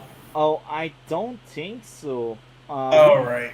can look into it, but I think they take a few month break because anyway they got all the time they have because they got canceled anyway. So maybe they actually got more time to maybe finish because I suspect they were not done filming. That's why we got that break, and that break is now more than a month. So I suspect we will have a proper ending. Um, Hmm. so yeah, next week we will cover Avatar and um, Avatar 2 as well, and a another Yeah. movie you you pick and Yeah. choose. Well, yes, it's we've already seen like Avatar a while ago, so what we could honestly do is like we'll have them as the topics, but we can honestly just count both of them as one films because we've already talked about them many times, and we can just combine them. So, Yeah, that could be this is what I'll interesting. do. This is what I'll do. Listen, we've covered all the 10 Best Picture nominees now, besides one, which is Women Talking, which doesn't release digitally until a little while, like March 7th or some length of time. And what we'll do for that is, yeah, that will be like on like the last stream right before the show, so we'll cover it then revisit some stuff. So yeah, but outside of that, we've covered all these. So we'll move. So now we move into other ones that were nominated for some main ones, or like a few things, a few categories, but not the biggest main one. And we'll start out with two of the better films out of that list of films, in my opinion. Well, one of them at least. The other one, not as much for me personally, but I think it's one that you'll enjoy a lot. So I'll add that next, and other people did too. So yeah. Try. And I guess this also means we have to eventually cover Black Panther: Wakanda Forever. I don't know. Yeah, we will cover that eventually, but not yet. Um, like Yeah, but anyway, so this is what we'll have for next week, I guess. So we'll basically just combine the Avatar thing, and we don't have to talk about it for that long, as we've already talked about it before. yeah. So that sounds like a great lineup, and I'm glad because these titles are short. So this means that won't take too much space because there's a 100 letter limit to YouTube. So that's great. These titles are short. So anyway, man, thank you very much again. So since we cover Avatar next week, I will ask Jaded if he wants to join us for the Avatar discussion. That could be interesting. Sure. We would have DC Marvel if he's willing to come back, and we will get Jaded if he wants to come. So You would probably have to use StreamYard for that, though, if he yeah, accepts. if Jaded is there, we will use StreamYard. So yeah, thank you very much again. I'm having a blast. Each week is amazing. Thank you very much for spending this much time reviewing stuff with me and And being no part of problem. the Again, it's adventure. really, it's really entertaining discussing films with somebody. Like, and there's a lot of people, and like again, I don't mind like people having like different opinions, and also just like even the Oscars having different opinions with things, even if I don't agree with like what they nominate and shit most of the time. And and I get that like some things I like, it's like a lot of people aren't going to. The thing that I get a little tired of sometimes, though, is how many of those people, though, like don't at least give things a chance, and stuff like Stargirl wasn't my cup of tea, but I gave it a chance, and yeah, I was pleasantly surprised. Same with other things, and that's all I hope for but usually they don't do it. But you do. You do. You're one of the few that do. So that's what makes it fun talking with That you. that's good to know because you see, even me, I value a lot others' opinion. Proof, Marvel came back twice, and I'm glad if he comes back. And I think it's important for a LT fan base and a LT conversation because not necessarily having debate, but having a opposition sometime do help out bonding more in some ways because you can try to place yourself into the other one's shoes, and it's mutual understanding at that point, and I think it's important to try out all kind of stuff, even if we don't expect things to be good. I think we still should give it a chance, and that's also why I always start off all of my movies and shows.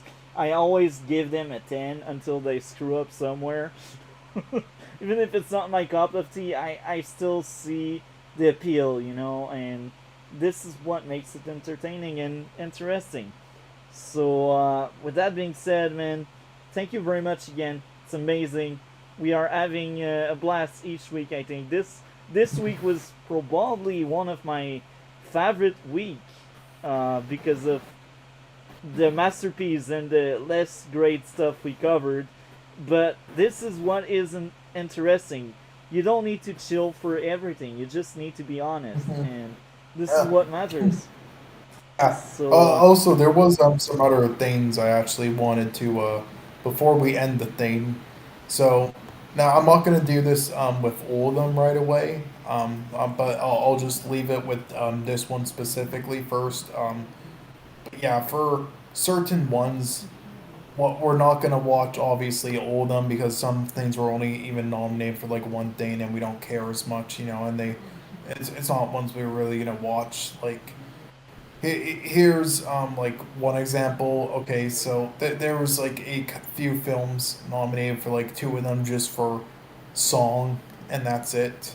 RRR is a so yeah, it's another foreign film, and it was just nominated for that. And well, there might be a dub for it, and it's an entertaining watch where you do not really even need the dialogue.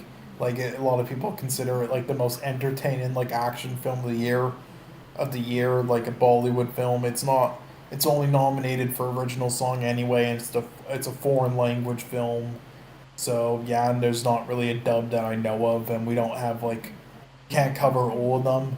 And again, it's only song, and the same thing with this film called "Tell It Like a Woman," and then this other film that's just nominated for costume design and such. So what I'm gonna do with like a few of these type of films is I'm just going to like for example the two that are just nominated for song and that's it, which are type of films that look like ones you would never want to watch.